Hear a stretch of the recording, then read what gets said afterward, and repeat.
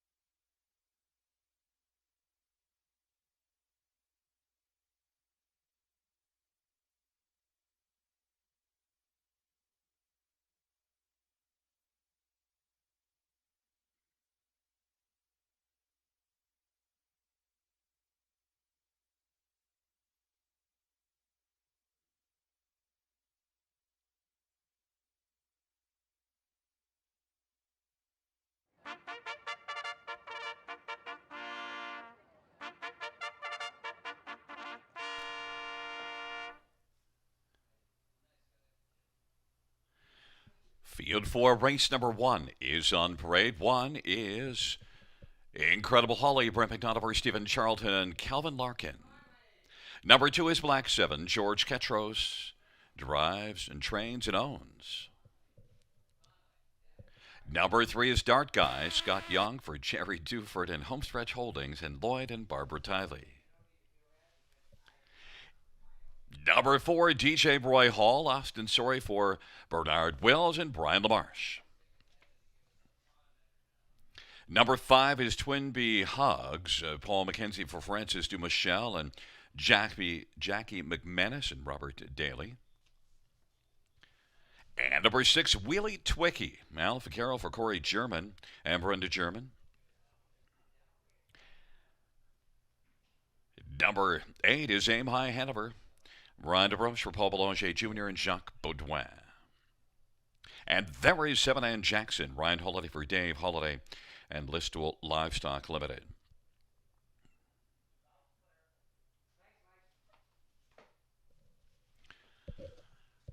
Well, fans, let's get a look at this field for race number 1. We'll bring in Robert Reed Jr. for some of his comments. And first up, there's my top pick, number 4, DJ Roy Hall. Well, I'm not proud. I'm going with a 6-5 horse on top. Whereas Rob is looking at the price on the outside at number 7, Aim High Hanover. Rob, DJ Roy Hall got the front and was able to, hold on and win it by a head. And also 4-time winner last year, a couple wins already this year.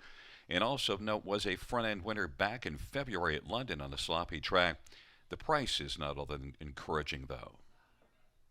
No, definitely not. I looked at it and I kind of thought that I'd want to be on the better price of DJ Roy Hall or Am High Hanover, and right now I have landed in that direction. I don't know if that's going to be the case at post time, but I take nothing away from DJ Roy Hall. He was good on the track and nice performance last time, but might be a little bit more difficult today with others maybe wanting to try for that front end. Number 5, Twin Bee Hugs, you noted, is adding blinkers and likely, as you said, to be more aggressive off the gate because did not leave last race. You looked at start before the layoff, April the 2nd, and fired out very well. Now, it should be noted that was a mile and 16th, so don't get caught up about the speed. And also, you see a win at London, March the 24th. How much do you factor in that last race was the first one off the bench without a qualifier, so maybe a little more reason to maybe go forward here? Yeah, for me, that was exactly what I did, Gary. I kind of looked at that race and I said, okay, Overland Trip wasn't the worst performance, but one you can kind of toss because probably needed the start. And if you go back, like you said, further down the line, you see a lot of races where she is handled aggressively off the gate and gets on or near the lead. And I think that might be the case tonight with the addition of blinkers and 3-1 on the board. I might want a little bit higher than that, but it's certainly not a bad spot to land. Well, we might as well get to the one that you've got to be pretty happy with the price right now. There is Aim High Hanover and Ryan DeRoche. Rob? Well, this one, Gary, trailing post last time, and everyone's going to say, well, yeah, trailing post eight's way worse than that. And you know what? It might be. But I think that there's a few options for this horse. I think that she does have enough speed to be able to beat a few off the gate. And if not, there might be some gaps throughout that she can kind of work her way into the race. Last time, first over, and what I liked about her was it looked like she was going to be well beaten turning for home, and she kept battling and only missed by a head on the wire, and after the wire did go by. So 9-1 on the board, that to me is just way too high on this horse. That's definitely the value if it's going to hold up. And one thing to note, you expect maybe with post 8 a bad trip, but she got a bad trip last week and still was right there. Also, one that we'll take a look at there on the inside is One Incredible Holly. Now that price has floated back up. One on a price, oftentimes on the half-mile track. If you like the one horse at all, you can use it somewhere on your ticket, Rob. Yeah, I definitely agree with that, Gary. For me, if the horse has gate speed or ability, I'll usually be using that horse on the bottom of my tickets at least, sometimes even on top in multi-leg wagers, just because, 10-1 on this horse is probably an overlay now, I would think. Last time, absolutely no chance from post number 8. Definitely looked like she needed the start, and today, she's done, reasonably well from inside posts against similar groups. So I don't think she's without a chance. I would say it's more likely she lands on the ticket, but 10-1, definitely a juicy price. There's number 6, Wheelie Twicky, and one that I threw into my top 4. Huge price on the board at 60-1. Now, the speed doesn't compare well, but really competitive at Sarnia in the 2 starts off the bench. Yeah, this one here, I noticed in your selection, so I took a closer look. I don't mind that last effort. Looks like Park the Route at Sarnia last time and the start before that. 2 third-place finishes back-to-back. Big price. Why not, Gary? We want to help it to pay a little bit. Field is taking up for race number 1. Incredible Holly, Black 7. Dart Guy to the inside of the center. DJ Roy Hall and Twinbee Hugs to the outside. Wheelie Twicky. And Jackson, Aim High Hanover. Field of 8. Race number 1. First dash on this Wednesday evening. Here they come. Giddy up. Field for race 1 is at the start. DJ Roy Hall will drive home. And Twinbee Hugs on the inside. Black 7 with Incredible Holly into the front 4. Then it is back to Dart Guy. Wheelie Twicky to the outside is Aim High Hanover. And Jackson. Black 7's got the lead. DJ Roy Hall is racing in the pocket. Twinbee Hugs is third in the early action. Then it is Incredible Holly and Dart Guy as they roll on to the opening quarter. Wheelie Twicky has 2 beaten right now. That's Ann Jackson. And Aim High Hanover is on the outside trailing the field.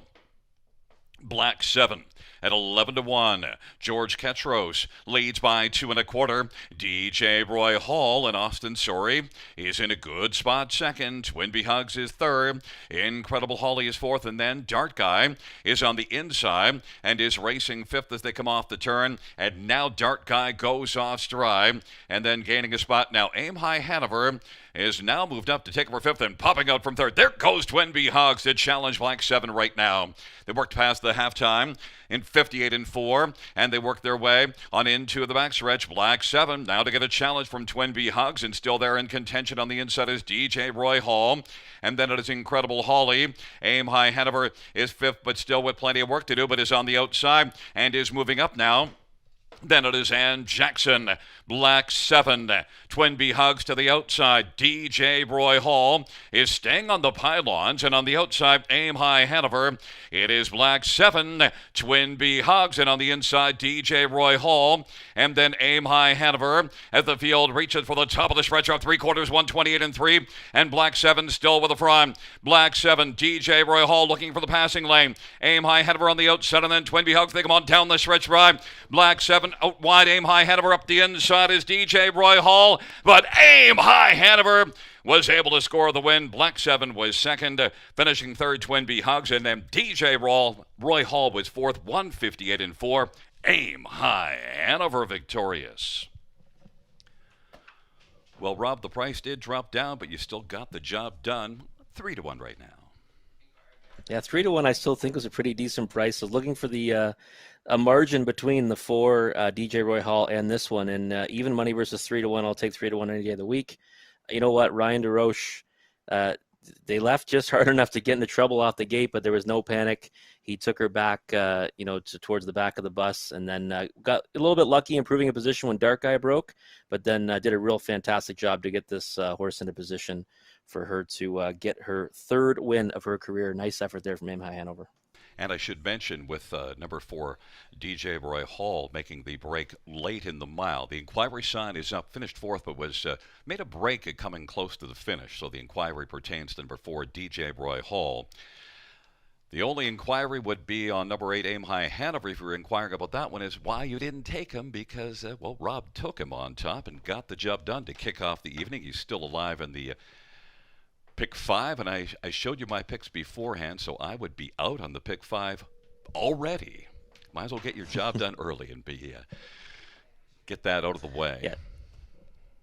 Yeah, this to me, Gary, this horse was one of the ones. I don't go to the 8-hole very often, as you know. It takes a lot for me to pick a horse in the 8-hole. I'm doing it later on tonight as well. This was strictly a value play and the horse that I thought was the best horse in the race. One thing to note, Black 7 raced a lot better than you might have thought, so that's something to keep an eye on for next time out. Really did race much better mile. Oh, for sure, yeah. Right to the choo-choo, and almost made every call a winning one. Put DJ Roy Hall in the pocket, and nice effort there from Black 7. Definitely one to watch for next time, especially if he gets another inside post. Well, the mile was 158-4, and we see number 8, Aim High Hanover, heading back towards us. We'll hear more from Rob before the second race, which will be not that far away. Here is number 8, Aim High Hanover, rolling back in front of us. A 5-year-old Royalty for Life bay mare, owned by Jacques Baudouin. Paul Boulanger Jr., the trainer. Ryan DeRoche is the winning driver. It is the second win this year, third lifetime. Aim High Hanover, 158-4 with inquiry sign up.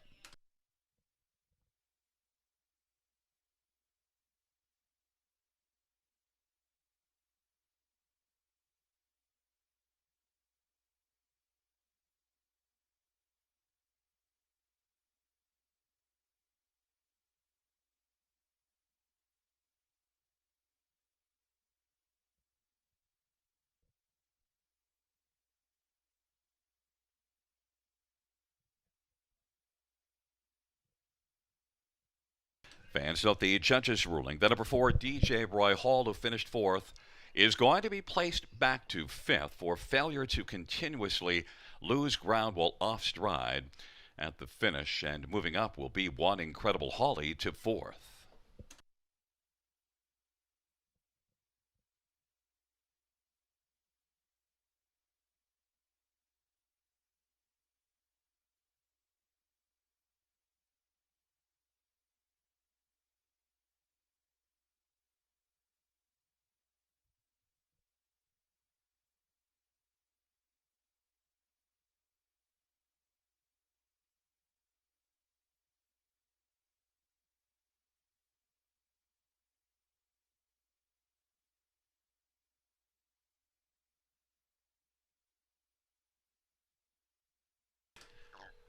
The first race of hounds. Number 8, AM High Hanover, 830, 680, 510.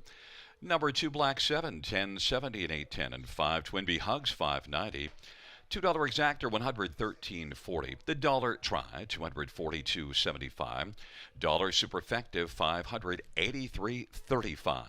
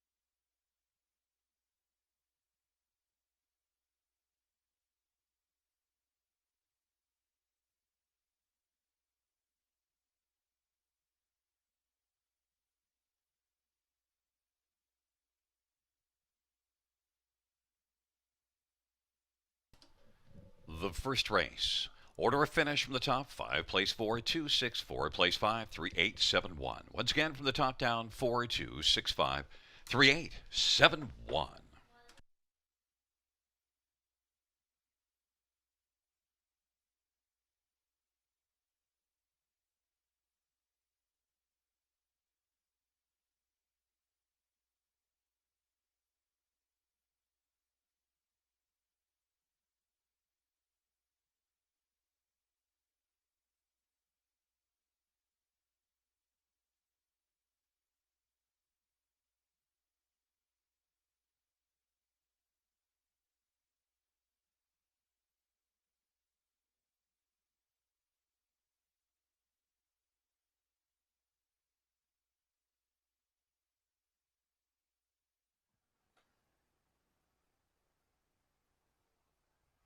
All right, well, we started off with a winner in the opener. Let's try to keep that momentum going in race number 2. This one is for non-winners of 50,000 life.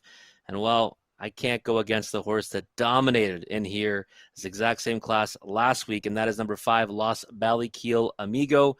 This horse won by a wide margin, and it was an expanding margin at the wire on June 16th here at the River.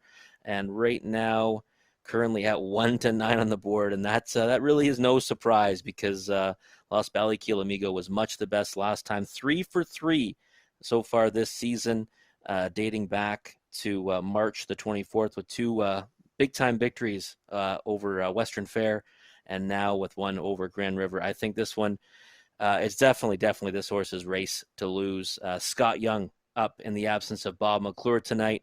That's not a problem at all, and we should see this one probably make it 4 in a row as long as he gets a clean trip. In for second using Muscles of Plenty. Well, this mare finished in that spot to Los Ballykiel Amigo last time. Got away with the lead early and then gave it up to that gelding later in the mile, but held on for second with broken equipment under the wire. So I certainly think that this one has every right to land in that second spot again this evening. And the third spot, going to number 7, Ongoing Royalty. This horse was a useful type last year. 4 wins out of 14 starts, 52,000 in the bank as a 3-year-old. 2 starts so far this year, both times at Mohawk Park, and really probably just facing horses that are a little bit too tough. Royalty Deal, that's an OSS Gold horse. HP Mama B was the grassroots champion last year. Really nice horses that she's been going up against. Difficult post tonight, but he certainly can come up with a better effort than he has in his last 2. Third start back off a layoff. Always the time that you might want to get on one's bandwagon, and I think that he certainly has a chance to land underneath, but might be in for a tough one against the favorites in here. Right now, 15-1 on the board. He's definitely worth using in the exactas and the trifectas. And for fourth, number 2, Mr. Arch. Inside Speed is the angle on this one. Last time, got off the gate in the 2-hole behind Muscle Plenty, and did lose a position, but really did well just to maintain his spot in finishing third to round out that trifecta on that occasion, and really should be able to do that again tonight at 14-1. Leave out and try to sit a trip behind those ones. Who knows, might be able to improve that spot maybe for the place spot, but I've got him underneath in the 4th spot here. But I think this race is going to be all about the favorite at 1-9. Number 5, Los Ballykiel Amigo on top. Number 6, Muscle Plenty in for second. Number 7, Ongoing Royalty. Looking for this one to improve off his first 2 efforts in the season. Got him in the 3rd spot, and in the 4th spot, number 2, Mr. Arch. We'll be back to discuss this one further in just a few minutes with Gary Guy.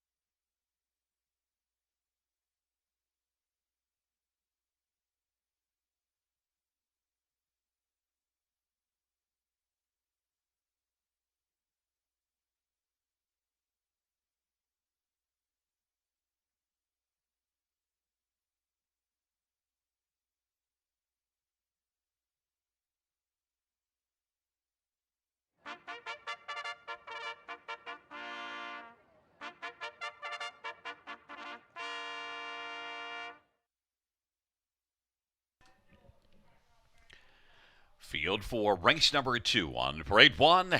I am what I am. Lauren House for Joe Shaw, Patricia Gibb. Number 2 is Mr. Arch, Scott Culver, Randall Fulmer, and Phil Catcher.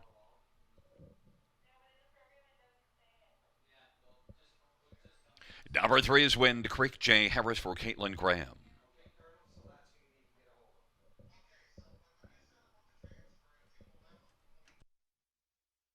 Number 4 is CD Max, George Ketros for Gary Mahan and David Williamson. And Paul Mahan. Number 5 is Los Balaquil Amigos, Scott Young for Joshua McKibben and Balaquil Racing.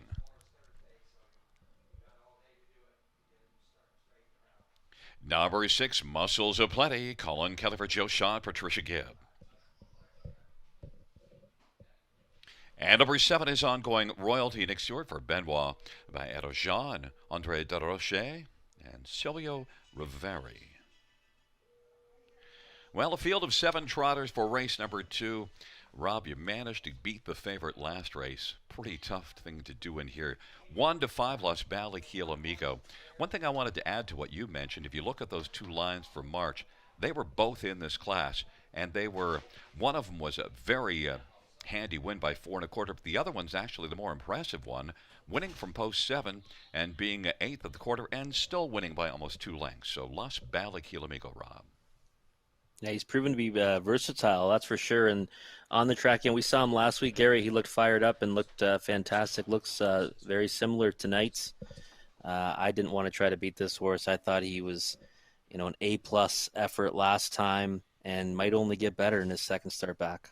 One thing I have to add right now, I'm just told, number 1, I Am What I Am, is wearing trotting hobbles and also did wear them in the last start, and you also see back at Pompano wearing them as well. So I Am What I Am, wearing trotting hobbles. It was just a program note.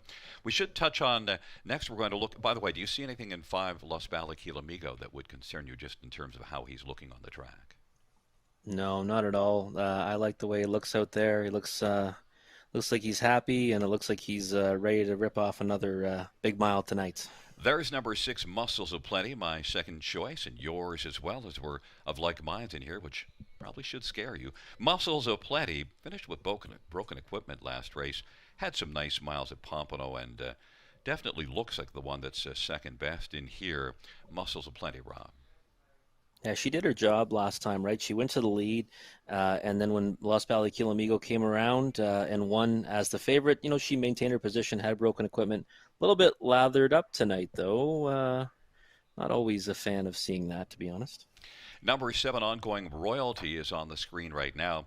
Has drawn the poorest post, but certainly has been facing tougher in races from a highly respected barn. Good earnings last year on the 7, Ongoing Royalty. Yeah, there was a few times last year that this one turned in some pretty nice performances. 4 wins out of 14, 52,000 in the bank. I certainly think that he's bound for better things, especially than his last 2 efforts. If you look at the horse he's been racing against, those are some real killers. Royalty Deal, HP Mama B. So I think that he warrants a long look in here underneath for the exacta and the trifecta. Now, one that I think you could use on underneath just because of the better post position, there's number 2, Mr. Arch. We've mentioned the 3 to the outside, but half-mile track. And Mr. Arch last week raced in this class and was 3rd, Rob. Yeah, left out well from this exact post position, and he did lose a spot, but he maintained his position in the sense that he didn't give up a spot to any of the closers behind him. Sat behind Muscle Plenty, finished 3rd when Los Balaquil Amigo came around them. So I think that the script should go the same for this one tonight. Leave out, sit, and hopefully you get a piece of it. Rob, one that I wanted to touch on, and I was hoping the odds would stay up because I was willing to maybe take a flyer on one. Number 3, Wind Creek, is interesting. So the fans were way off of this one in the early betting. Was bet down to less than 4 to 1 last week, but the race was poor. But if you go back and you look at the March lines in this class 3 times, a win, a second, and a 3rd. Wind Creek, Rob. Yeah, I might have needed that start, right? And he took a lot of support last time, got away well out of it from the pole position. Doesn't really ever show that gate speed, so maybe tonight, though, with a start under her belt, she improves 10 to 1. Definitely decent price, but I think she's going to be hard pressed to beat our overwhelming favorite here. Well, I was just looking for longer ones to play underneath, and maybe with the inside post, maybe you can trip it out a little bit to land on the ticket rather than the more logical ones, which appear to be all on the outside. Both Rob and I have 5, 6, and 7 as our top three, and they are moving in behind the gates. On the inside, it'll be I Am What I Am, Mr. Arch. In the center, Wind Creek and CD Max and Los Balikilamico. To the outside, Muscles Aplenty and Ongoing Royalty.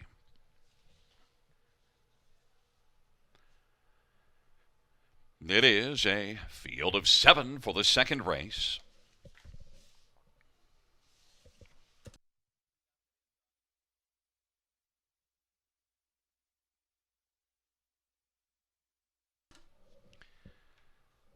Field for the second. And off stride is Mr. Arch. There at the start of the round, Los Balikilamico, Muscles Aplenty. And off stride is Wind Creek. CD Max now comes away third. That Ongoing Royalty is racing position fourth. And I Am What I Am is fifth. On into the backstretch they go. Los Balikilamico, Muscles Aplenty is second. CD Max is third. And then a gap of about 4 or 5 back to Ongoing Royalty, who is fourth but is currently about 12 lengths off the lead. Then further back, I Am What I Am and Mr. Arch. And way back after that break is Wind Creek. They race on to the opening quarter. Los Balikilamico 1-5 on the board and has captured the early lead, and it is front right now by a length and a half. And right there in the pocket, Muscles Aplenty second. CD Max is third. Racing for this Ongoing Royalty. The field comes off the turn and races on towards us, and fifth is I Am What I Am. Then it is back further to Mr. Arch and Wind Creek, but right now Los Balikilamico is getting things all his own way as they race on past the half in 59-4. Racing second, Muscles Aplenty. CD Max to the inside. Ongoing Royalty now has started to work on the outside, but has work to do to get into the top three. On into the backstretch off of 59-4 halftime. Los Balikilamico, Muscles Aplenty. Ongoing Royalty now has gone and taken over third. CD Max is racing fourth. I Am What I Am is fifth, and then Mr. Arch and Wind Creek. They hustle on to three quarters, and Los Balikilamico has now been able to stride out to a lead of about to 4 or 5 lengths. Muscles Aplenty is second. Ongoing Royalty is third. I Am What I Am is fourth, and fifth is CD Max. Three quarters, 129. Los Balikilamico. Muscles Aplenty to the inside. Ongoing Royalty on the outside. On down the stretch bar they come. Los Balikilamico on cruise control at the finish. Battle is on for second. Ongoing Royalty picks up second. Muscles Aplenty and I Am What I Am 158-4.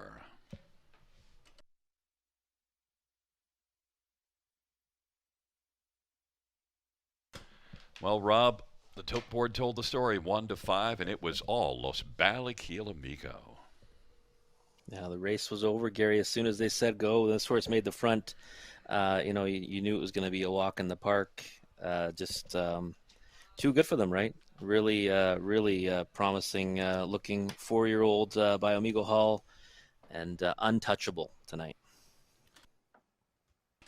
Yeah, the 7 managed to beat the 6 as well to change our top 3. And remember, we talked about using the 1 somewhere on the ticket when you get the inside. Managed to move up and get onto the ticket, Rob.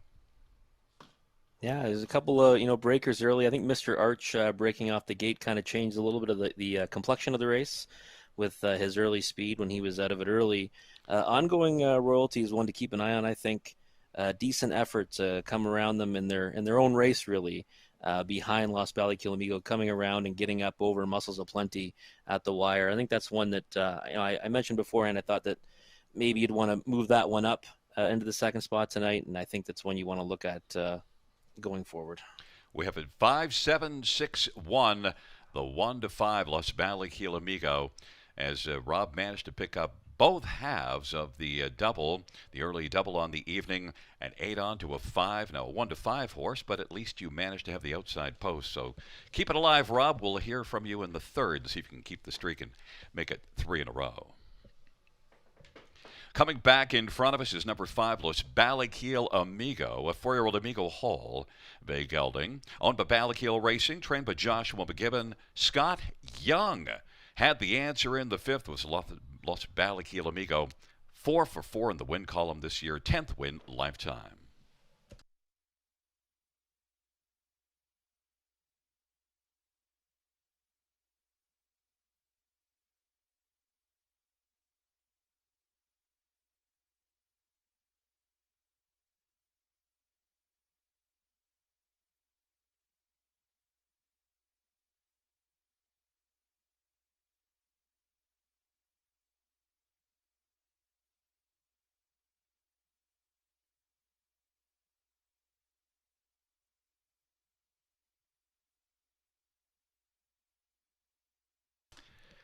The second race payouts 5 Los Balikilamigo, 260, 220, 230.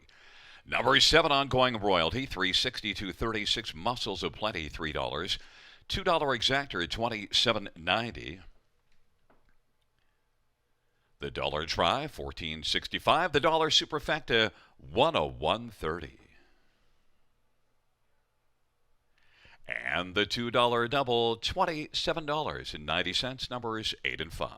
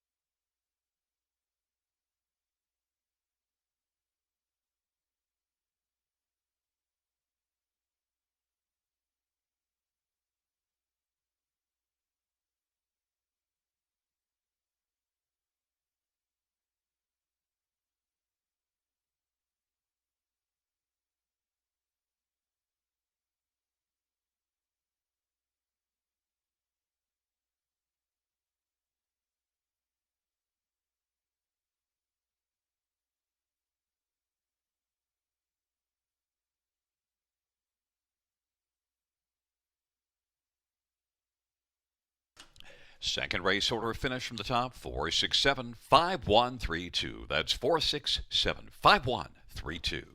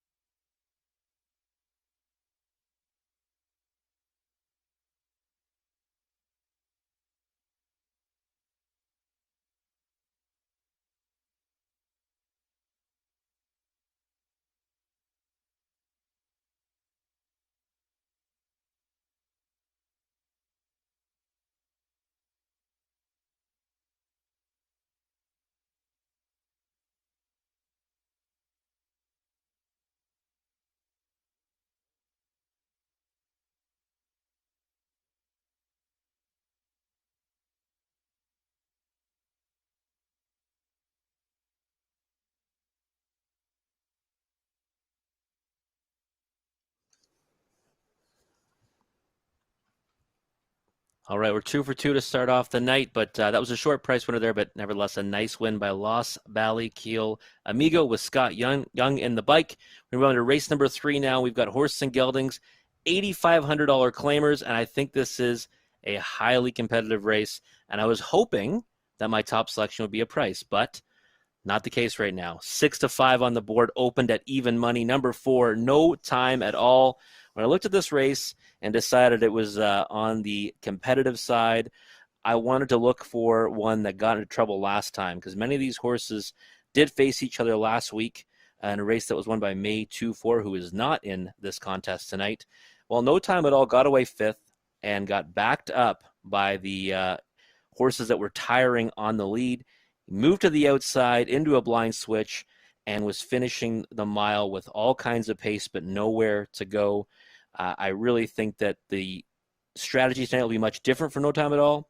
I think that J.R. Plant's going to point him towards the lead early, or at least have him forwardly placed. 6-1 in the morning line. I didn't think I'd get that price, but I was hoping for more than 3-2 right now on the board. But I liked what I saw from No Time at All last time. And if you go down to his last start before the shutdown, well, that was a real nice effort at Flamborough Downs in this same 8,500 claiming class. So I think with a start under his belts, we're going to see a much different No Time at All tonight. He is my top choice. 8-5 now on the board. For second, like number 9, Bankroll. Last time, 7-hole, got away 8th off the gate, was never in it.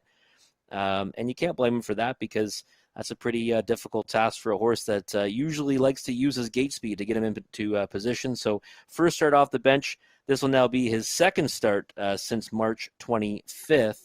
And I think even from that trailing post, he'll be handled more aggressively tonight. They're going to try to get away somewhere off the gate by following some speed. And I think Travis Cullen might actually put this horse into play, early on in the mile, much earlier than last time. Anyway, 7-1 on the board is a big price on Bankroll. He certainly merits respect in here with the way he's performed in this class in the past.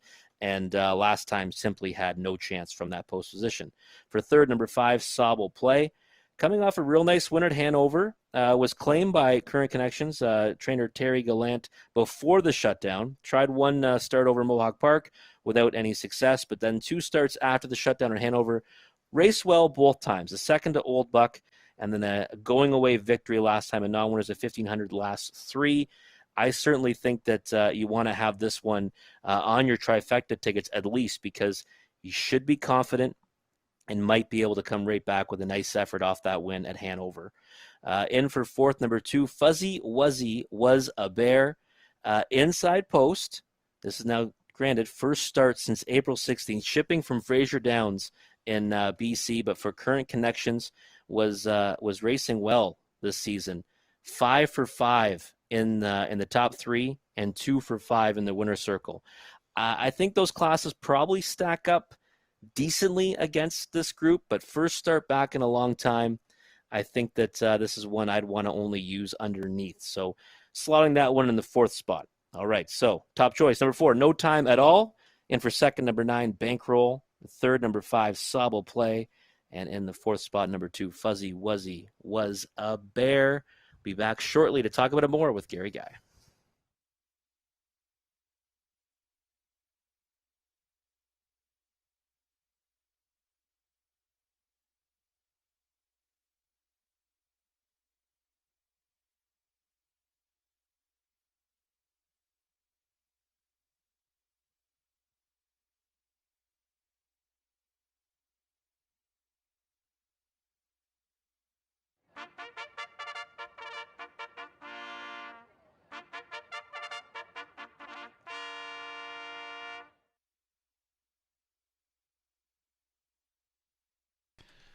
Field 4, race number 3 on the parade. 1 is Hercule J.M., Billy Davis Jr. for Chantal Mitchell and Jacques Mercier. Number 2 is Fuzzy Wuzzy Was a Bear, Jason Ryan for Paul Tosmoloff. And 3 is Kendall Bromack, Anthony Hahn for W. Brian Moran.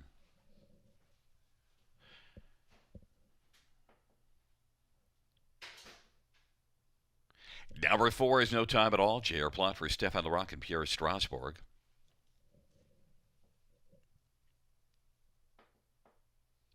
Number 5 is Subtle Play. Austin Sorry for Terry Gillette and Triple S Equine. Number 6 is Phone In. Colin Kelly for Kyle Bossens and Brandon Bossens. Number 7, Mr. X. Scott Young for Joshua McKibben and Mike Cecile. Number 8 is On Cruise Control. Ryan DeRoche for Mark Goddard and Brendan Guerrera. And 9 is Bankroll. Travis Cullen for Jody Cullen. Field of 9, race number 3, start of the pick 4. And we're going to stay right there on the screen with number 9, Bankroll. Rob, this is one of those races where each of our 3 selectors have a different top horse. I wanted to find one at a price, much like you did in the first race, and you scored. But I'm starting to worry that maybe I'm feeling a little buyer's remorse. Now 11 to 1 on the board helps my buyer's remorse a little bit. Can you help me along with that? Bankroll, yeah. This horse, I think this horse should be a lower price than 11 to 1. I know last time, never got in the race. Trailing position is much better than post 7. 4 to 1 last time. Looks good on the track right now. I think 11 to 1 is a giant size price on Bankroll. Where does the gate speed come from to help Bankroll? Well, that's the thing. I think it's going to have to be kind of a judgment call decision behind the gate for Travis Cullen, because I think both horses are capable of maybe leaving a little bit in front of him, both the 1 and the 2. But Fuzzy Wuzzy was a bear. If he's ready to go first start off the layoff, he might be the one he wants to follow. There's number 5, Sobble Play in the infield, 10 to 1. There's also a nice price in that one because that's one of your top 3. Nice start at Hanover last race. Actually, that was very competitive. A lot of work in that one and still had lots left in the tank and was good before that. You mentioned Terry Gallant, the new trainer. Sobble Play in the infield at 10 to 1. I was impressed by that start at Hanover last time, and I was hoping this horse would be around 6 to 1 to 10 to 1 range, and the 5 to 2 morning line I thought was too short because there's too many horses in here that were going to take support. I liked that effort last time, and I certainly think he's worth using in the exotics. Number 2, Fuzzy Wuzzy Was a Bear is one that I didn't know what to make of. First of all, hasn't raced since the middle of April. Certainly shows form over there. I didn't know how to compare the speed as well. So I just kind of thought maybe I'd wait for a start for trainer Paul Talmazoff. Sorry, the first time I think I butchered it. There's Jason Ryan, and Fuzzy Wuzzy Was a Bear. We're on the same page with this one, Gary. I was in the same boat. I wanted to try to use this horse a little higher up in the selections, but I do think there's some quality 8,500 claimers in here, and obviously racing in those lower claiming classes out of Fraser Downs, the race might stack up okay in here, but I just think there's some pretty decent ones that he's got to face his first start in a very long time off the shelf. Number 4, No Time at All, and J.R. Plot. J.R. has been really hot of late, getting a lot of work done. 402 driving average. This one was able to close well. No Time at All. Got in a lot of trouble last time. The inside speed collapsed. Mr. X was on the engine, and he really came down slowed on the final turn, and it affected all the horses in behind. The winner of the race was right in behind him, May 2-4. He got around it. No Time at All ended up in a blind switch. So I really like the price right now at 4 to 1. I think JR is going to send this one down the road, or at least be close to the early lead. And I liked what I saw with the way this horse finished his mile off last time. He had pace under the wire, and I actually put a big circle over that effort last time. There on the screen right now is 1, Hercules Jam, and we mentioned if you like the 1. Chantel Mitchell's a solid trainer, and this horse had the trailer post last race and still was effective. 9 to 2, a little bit low, right? Yeah, I think the price is a little bit short on this one at 9 to 2. Thought he should have won last time. Got a really nice trip. Looked like he was going to go by, cruise by, and then made 2-4 camp the inside to beat him. So definitely a horse might get a piece, but I think he should have got the job done last time. I'll tell you one thing I like at the price right now is 40 to 1 on Phone In, Kyle Bossens. I would take a flyer on Kyle Bossens at that price. The third race of Field of 9, shaking up their positions, and it'll be Hercules Jam, Fuzzy Wuzzy Was a Bear, and Keno Bromack on the inside. In the center, No Time at All in Supple Play. To the outside, Phone In, Mr. X on Cruise Control. The second tier, Bankroll.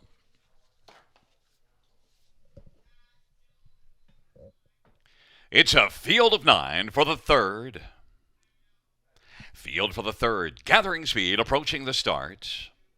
And they're off. No time at all. Hercules Jam on the inside. Fuzzy Wuzzy was a bear. A drop back in the early going, and Bankroll got out well now and is right there on the back of Hercules JM. No time at all continues to march. Mr. X is on the inside fourth. Then it is Sobble Play. And on cruise control, Kino Bromac. Then it is back to phone in. And Fuzzy Wuzzy was a bear. No time at all. And JR Plum leads as they race past the opening quarter. No time at all. And the time of the opening quarter, 27-3. Hercules Jam is second. Bankroll third. Mr. X is racing position fourth.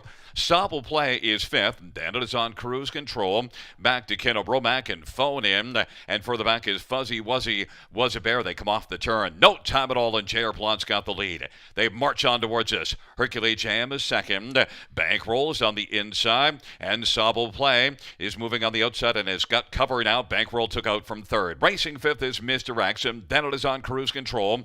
56-4 is the halftime. Then it is further back, second from last, Kenna Bromac. And then trailing the field is phone in. On down the backstretch they go. And it is still no time at all. Hercules JM on the outside. Bankroll is about 2 1/4 off the lead. But now rolling off Bankroll and getting up 3 wide is Sobble Play.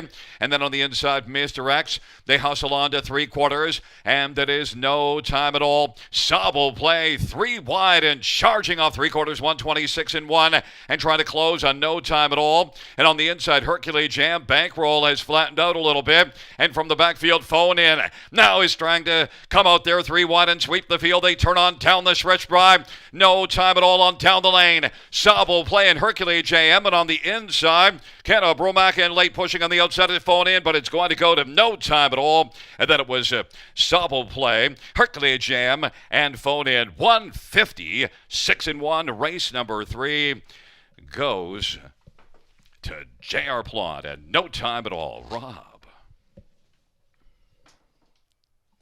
Well, sometimes, Gary, it goes the way you drew it up, right? I think I should probably just, quit while I'm ahead tonight. 3 for 3 to start off the card. I'm hoping the 6 managed to get up for fourth just because I threw that one in. I thought that that was just too long a price, and maybe you could help it pay. And with J.R. Plot, he's really been racing well of late. J.R.'s he certainly can get one off the gate as well. And Stefan Larocque's got a solid barn. No time at all. A very nice mile. 56-1. That's a new season's best and a third win. For sure. And last time, like I said, this horse had no opportunity to race at any point. He ended up fifth off the gate, got stuck behind some stoppers in the final turn, ended up in a blind switch. And I really felt strongly that JR would send him tonight. He did. And really rock solid effort. I'll be honest, on the backside for the second time, I was a little bit concerned, but I think he was just kind of letting him get close so he could scoot away when they turned for home. So nice drive by JR there and nice effort by no time at all. I think one thing to note, Sobble Play pulling 3 wide before they go into the final turn and pulling off the back of a Bankroll and still managed to finish second. That was a sharp effort for Sobble Play. Oh, for sure. And that's one that, we were looking at that might be confident coming off his latest. Nice effort tonight to be second. A little bit, surprised that Bankroll didn't have a little more to offer, being handled more aggressively tonight first over, but maybe post position might help him out next time. And we did manage to get the 1, Hercules Jam, to land on the ticket. Again, using that inside post just to get a piece, and 6 phone in fourth. 4-5-1-6 is the top 4. Back in front of us is number 4, No Time at All, the 6-year-old Big Jim Bay gelding. J.R. Plant, the winning drive. The owner is Pierre Strasberg. Stefan Larocque is the trainer. Third win this year, 11th lifetime for No Time at All, 156-1.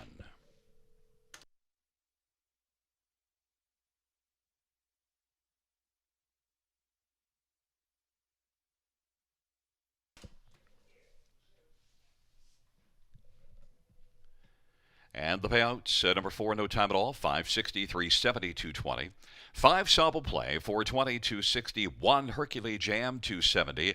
$2 exactor at $22, dollar try. $27.50, superfected. 218.35.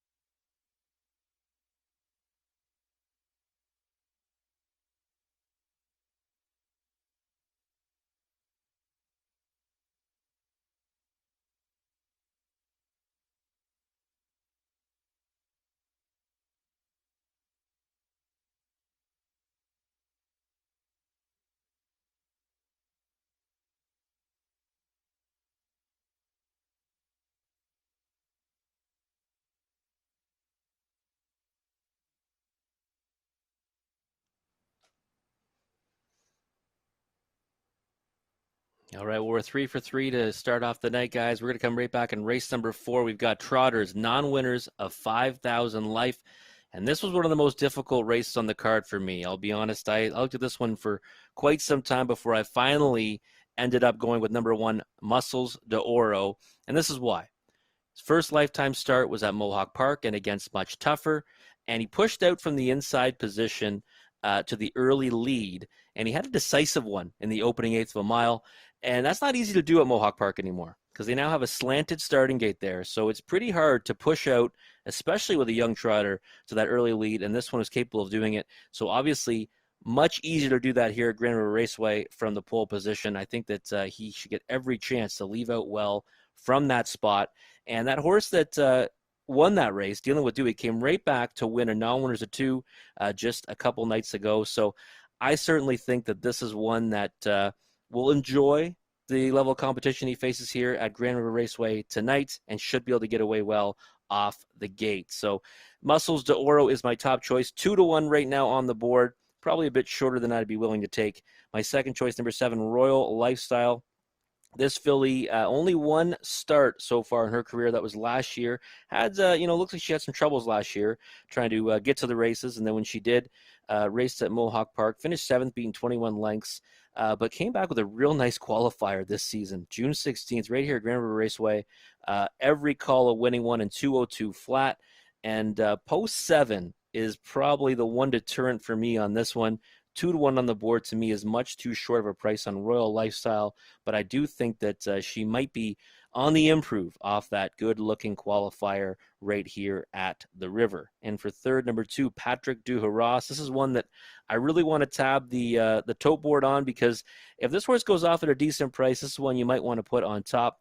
First-time starter by Father Patrick, Dennis Guriel, drives and trains. I think that this one, qualified decently enough over at Mohawk Park on June 15th. Got beat 24 lengths, but look at who won that race. Publicity Seeker, who is a very nice trotter. This horse trotted his own mile in 2 minutes and 2.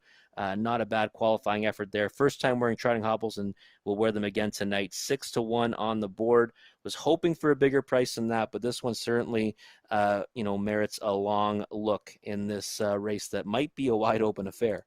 In for fourth, number 9, Darling Please. 0 for 16 lifetime, but has landed in the top 3 in 4 of those efforts.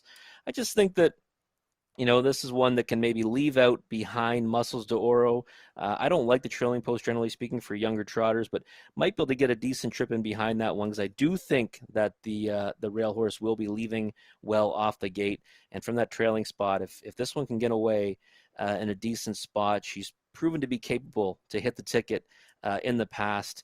And at 7-1 might be worth using underneath in the exotics. But this race is not an easy one, folks. For myself, though, I'm going to go with the horse that just faced a real tough one and Dealing with Dewey over at Mohawk Park. I'm going to go with number 1, Muscles de Oro on top, and then the 7, 2, and 9 in behind. They're coming on the track right now. Gary Guy's going to give you the post parade, and we'll come back to talk about it a little bit further.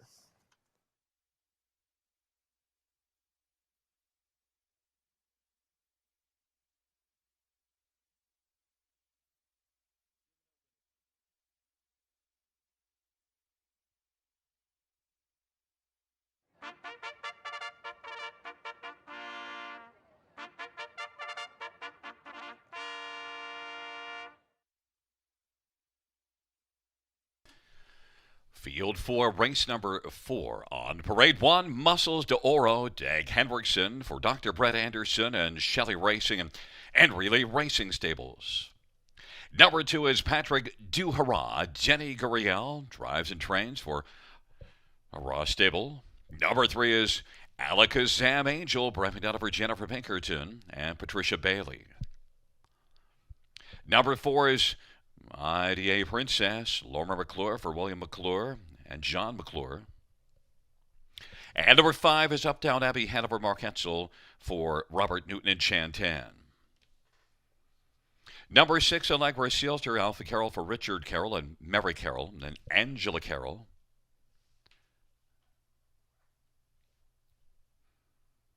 Number 8 is Dior Hall, Anthony Hunt for Sylvain Fontaine. Number 7, Royal Lifestyle, Nick Boyd for Ted McDonnell, and Ted shares in ownership.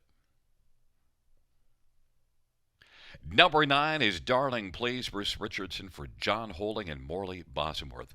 Field of 9, race number 4.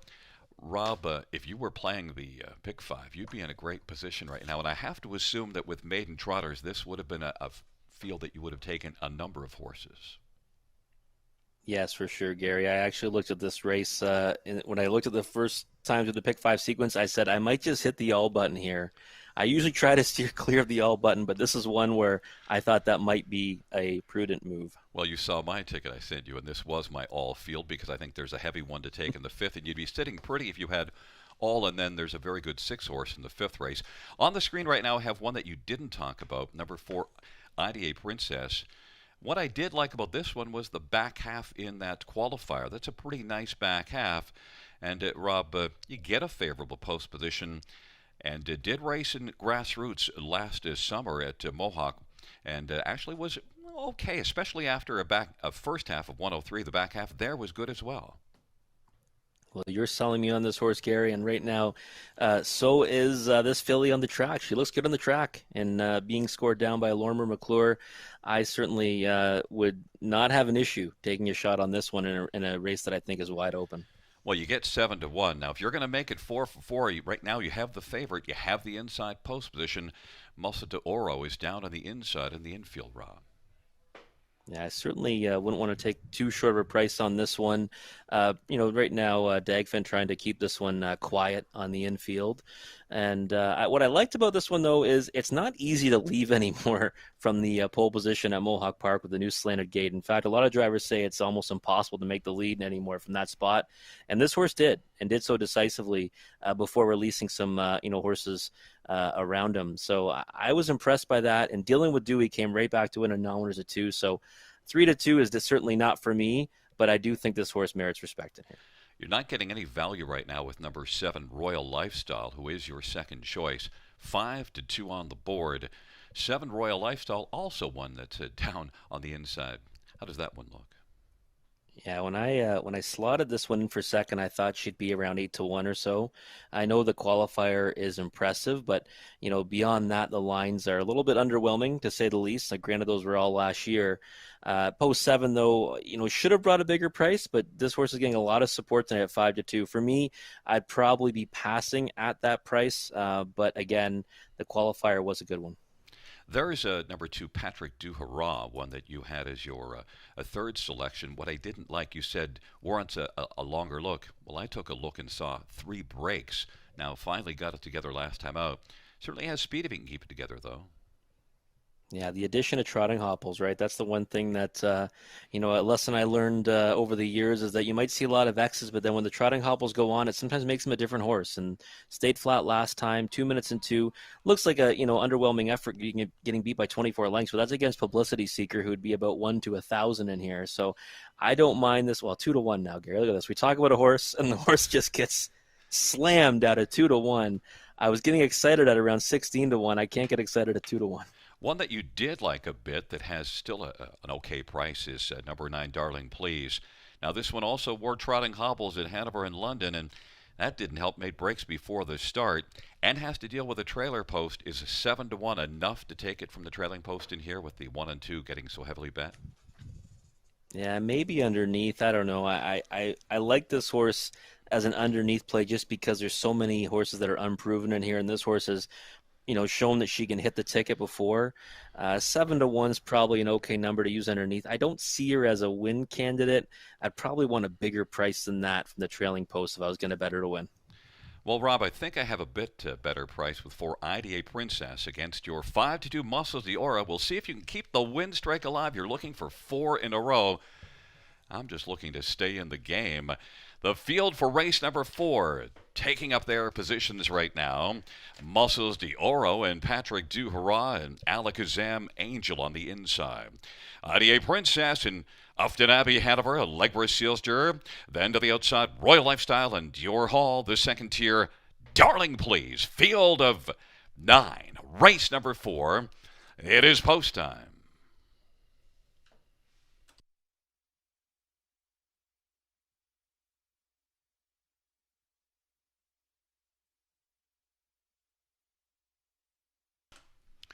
The field for the fourth race. Gathering speed approaching the start. And off stride is Royal Lifestyle. Patrick Duhara also with a break leaving. Muscles de Oro is able to hustle out and get the lead. And from an outside post now, Dor Hall is racing second. Alakazam Angel is third. IDA Princess is fourth in the early action in front of Ufton Abbey Hanover. Then it is Allegra Sealster. The field is spread out as they race to the opening quarter. Muscles de Oro and Jag Henriksen's got the lead. And Dor Hall is right there in the pocket. Racing position third, Alakazam Angel. IDA Princess is racing fourth, and Ufton Abbey Hanover is fifth in line. Then it's Allegra Sealster. Another break for Patrick Duhara. And then for the back is Darling Please. They come off the turn and head on towards us off that 30-second opening panel. Muscles de Oro leads at a length and a half. Racing in the pocket, Dor Hall.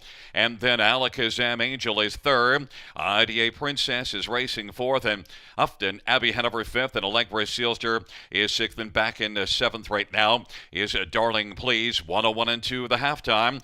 Muscles de Oro. And Dag Henriksen still has sway on this field. Dor Hall is racing second at 15 to 1. And then third in line is Alakazam Angel. IDA Princess is fourth, but not advancing right now. Then Ufton Hanover is on the outside. Then it's back to Allegra Sealster. They race their way on towards three-quarters off a half of 101 and 2.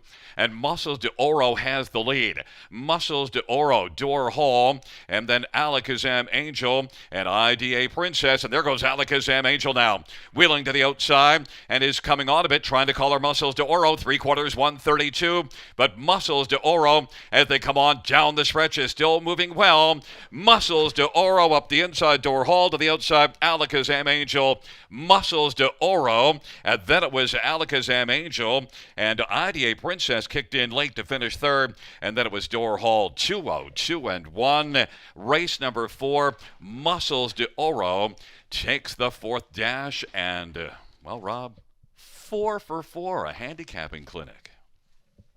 Not a bad start. It's let's hope we can keep it going. This one here, Gary, I really like the way this horse left out at Mohawk Park, and I was trying to stress that before the race. And floating up to 5 to 2 wasn't a bad price, actually. I didn't like the 7 to 5, 8 to 5, 5 to 2 wasn't so bad, but much easier to leave now here at Grand River Raceway from the pole position, and Dagfin just right to the front and coast to coast.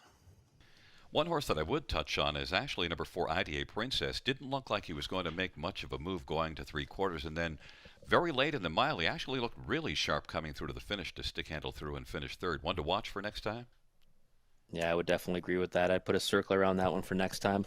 Like the way that she finished her mile out there. Also, Alakazam Angel at a big price coming around them on the turn there to get up for second. But this was a comfortable win for Muscles de Oro. Well, you've got 4 in a row, and the 5th race looks like you have a pretty solid pick, so you might be into some pretty fine territory. Hope you would have played a pick 5, because you're sitting in a good spot right now. We have we might have a couple tickets. Well, you might have a couple tickets. Very fine, very fine. Well, I definitely do not. 1, 3, 4, 8 is the top 4. There is number 1. Muscles de Oro, a 3-year-old muscle maspay gelding. Owned by Dr. Brett Anderson and Shelley Racing and Andrea Lee Racing Stables. Dag Henriksen's the trainer and the winning driver, Muscles de Oro. 202 and 1.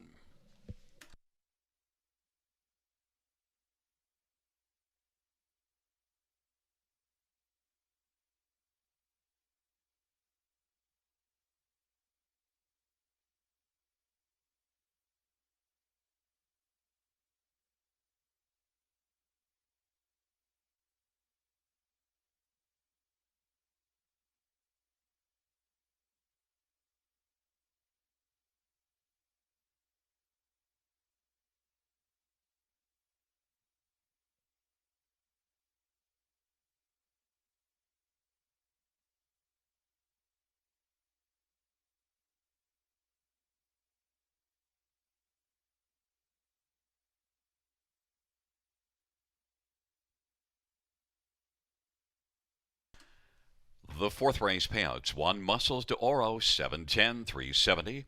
And 323, Alakazam Angel, 1260 and 570 and 4. IDA Princess, 280. $2 exactor, 6610. Dollar Try, 177.20. The Dollar Super, 998.70.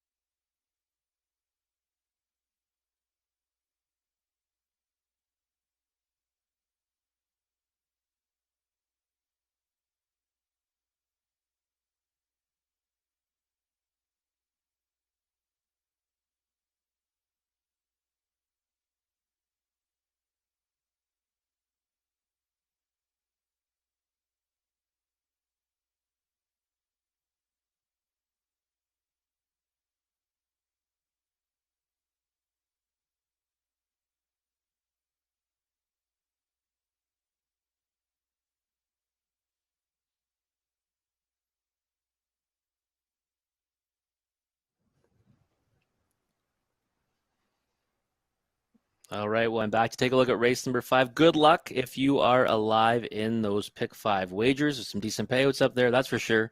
In race number 5 here, fillies and mares. Non-winners of 2,000 last 3, and there's going to be a overwhelming favorite on here, and I don't want to pick against her. That's number 6, Catch an Ace, currently 7-5 on the board. I think she should even be lower than that. This is going to mark her third start back after the shutdown. Both of her previous efforts were at Mohawk Park.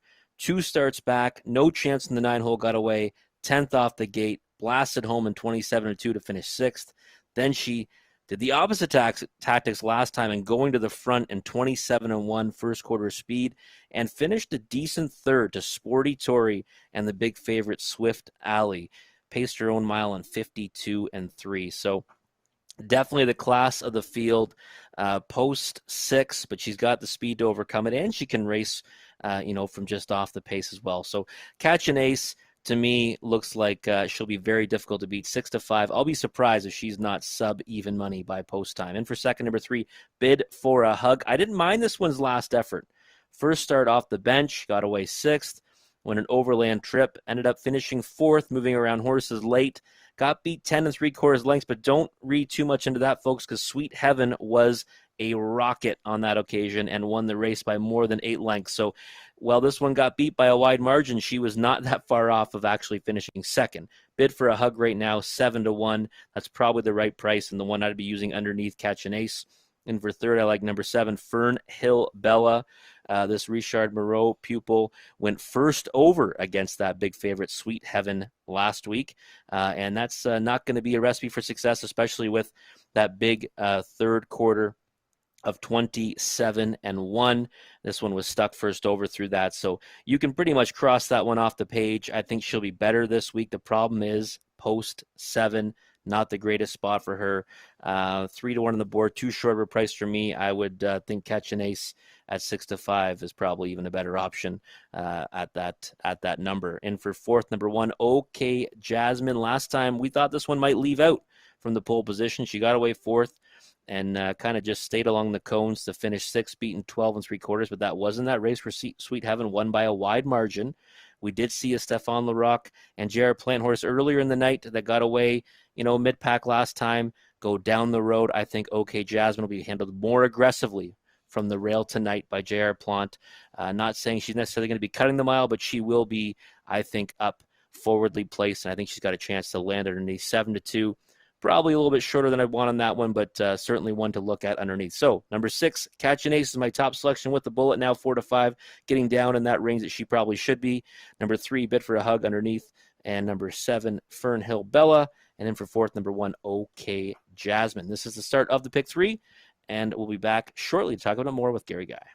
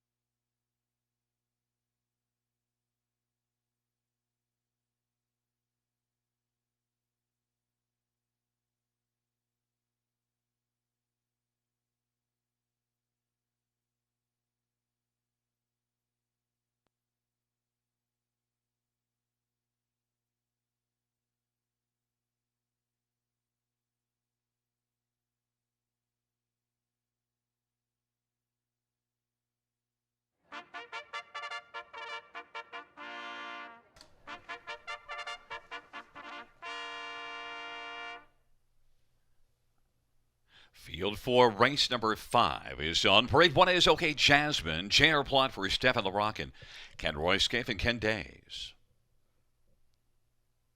Number 2 is Zella Silster, Bruce Richardson for Cassidy Schneider. 3 is Bid for a Hug, Nick Boyd for Kendall Ron and Bryden Farms. Number 4 is Miss Brand Decay, Colin Kelly for David O'Brien and Robert Sparling. Number 5 is Lifelong Dream, Lauren House for Greg Merlot. And number 6, Catch an Ace, Travis Cullen for Rachel Andrew and A1 Stable. Number 7 is Fernhill Bella, Brett McDonald for Richard Morrow and Carol Voyer. Number 8 is Erica's Shadow, Kelly Shepard drives and trains and owns. And number 9, Dressed to the Nines, Nick Stewart for David Fry and Stuart Bolander. The 5th race, a field of 9. Well, we do have a heavy favorite at 2 to 5 on the board. But I don't hear you saying to tread lightly here on number 6, Catch an Ace. Am I right about that? No, well, I'm always going to, deter people from betting to win when the horse is 2 to 5 or even 1 to 2. But I just think that this horse lays over the field, Gary. She's turned in 2 solid efforts at Mohawk Park, and I mean, for this horse here getting in this cheap, I think that it's going to be all systems go, and she'll be tough to catch. I think there's only one thing that could cause me to look elsewhere, and that's just I have one little bias. I like to see horses win, and if you look at her lines last year, 1 win and yet 12 top 3 finishes. Sometimes I like those horses that get the job done in the winner's circle rather than the ones that seem to come close and not get there.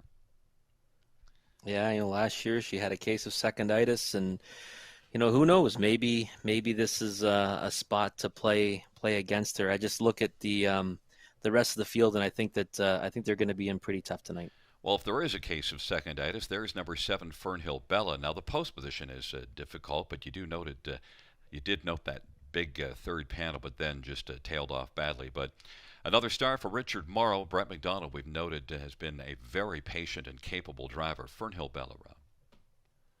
Yeah, this is one that if she drew inside, I would definitely have her rated higher than the 3rd spot, and might be the one I'd say, hey, this is where you want to go looking to beat this favorite. I've always liked this horse. Last time, big effort, first over. I just don't know what kind of trip scenario works out tonight from the 7 hole. The big favorite, Catch an Ace, is inside of her, so I think she's just going to have to try to go forward off the gate and land some kind of a favorable trip, but I think it's going to be a tough task.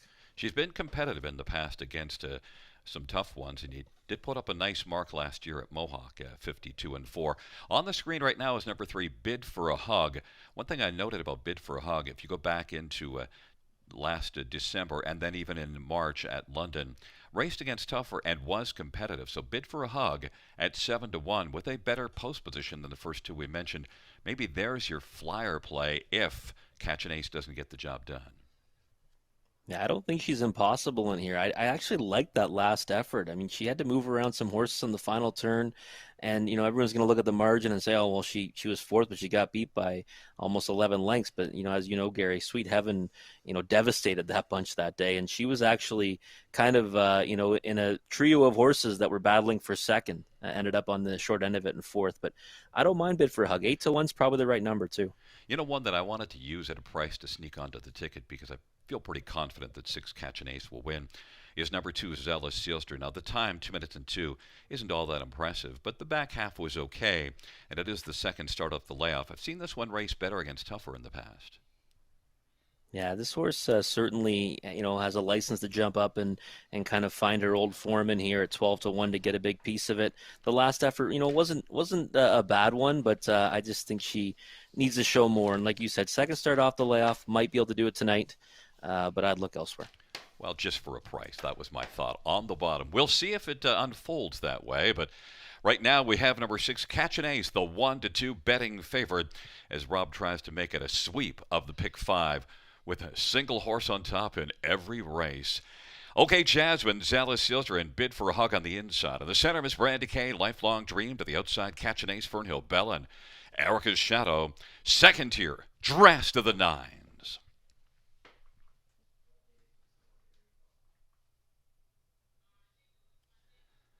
Field for the fifth race is at the start of the round. Zealous seals your bid for a hug. Catch an ace from the outside. Okay, Jasmine dressed to the nines and Miss Brandy K. But right away, Catch an Ace is able to catch the early lead and now is in front by 3. Okay, Jasmine second, dressed to the nines is third.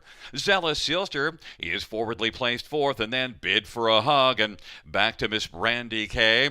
They race on down the backstretch and then further back right now. It is Lifelong Dream in front of the trailing pair Fernhill, Bella, and Erica's Shadow. Catch an Ace. 1 to 5 on the board, the one to catch as they race their way on around that turn, 28 and 2. And Travis Cullen was able to rein in the speed of Catch an Ace and is in front a length and a half. Okay, Jasmine second. Racing third is Dressed to the Nines, and then Zealous Sealster is positioned fourth as they come off the turn. Then it is Bid for a Hug and Miss Brandy K. Lifelong Dream, Fernhill, Bella, and Erica's Shadow as they race their way on past the half. 58 and 3. Catch an Ace is doing the work on top. And they head their way on into the backstretch. Catch an Ace. Okay, Jasmine has caught a good trip. And on the inside, racing third is Dressed to the Nines. Zealous Sealster is going to work first over, giving cover to Bid for a Hug. And then on the inside, Miss Brandy K. And now Bid for a Hug is going to pop out 3 wide right now on the back of Zealous Sealster. Moving up now from the backfield, Fernhill, Bella, but still a lot of work to do. Then it is Lifelong Dream and Erica's Shadow, but it is Catch an Ace. Right now, not looking like one that's going to be caught. Leads by 2.5 or 3. Okay, Jasmine second, Dressed to the Nines was third. Miss Brandy K now is collared fourth as they turn from, and then it is Lifelong Dream on down the stretch route they come. Catch an Ace, and on the inside, okay, Jasmine, Catch an Ace, under wraps to finish to win it by 2.5. Okay, Jasmine second, then Dressed to the Nines and Lifelong Dream, 156 and 1. Catch an Ace, they couldn't catch an Ace, Rob. Yeah, the race was over right away, Gary, wasn't it? Right off the gate. I mean, wow, did she ever cross over in front of them? Travis Cullen imposed his will right off the hop, and she was just much too good for these. Nice victory. Okay, Jasmine, game effort to finish second. You know what I liked also about Catch an Ace? When you get a horse fired up that much to leave from an outside post position, and yet he was able to get this one settled, and still the quarter was only 20 and 2 because she was actually flying very quickly into that turn, and sometimes drivers can't get a horse then to take and come back to them. Yeah, I think that he cleared so quick. He was actually able to grab a nice hold of her, and really stole that second quarter too. And at that point, the race was over. But the class of the field, and just a much the best winner. He never even broke a sweat. 5 for 5. I mean, I don't know if this can continue. People at home don't expect this every night, but we'll do our best to keep it going.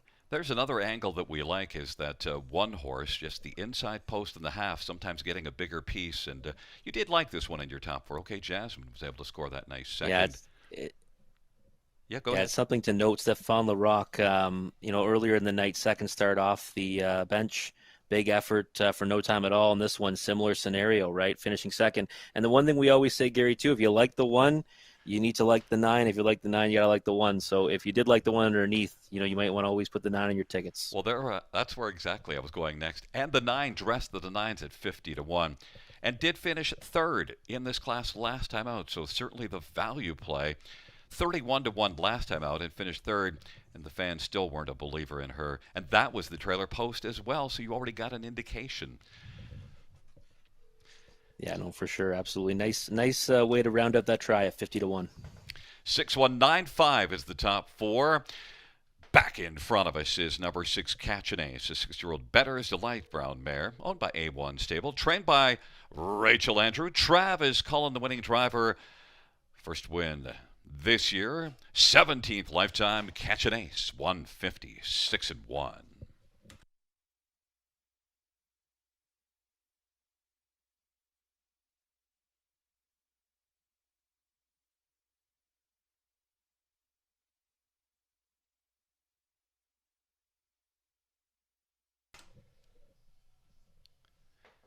Mutual price is number 6, Catch an Ace, 270, 220, 220. 1 OK Jasmine, 520 and 380. 9 Dressed to the Nines, 590. The pick five, 278.10. $2 exactor is 780. Dollar try 37.50. Dollar super 383.10.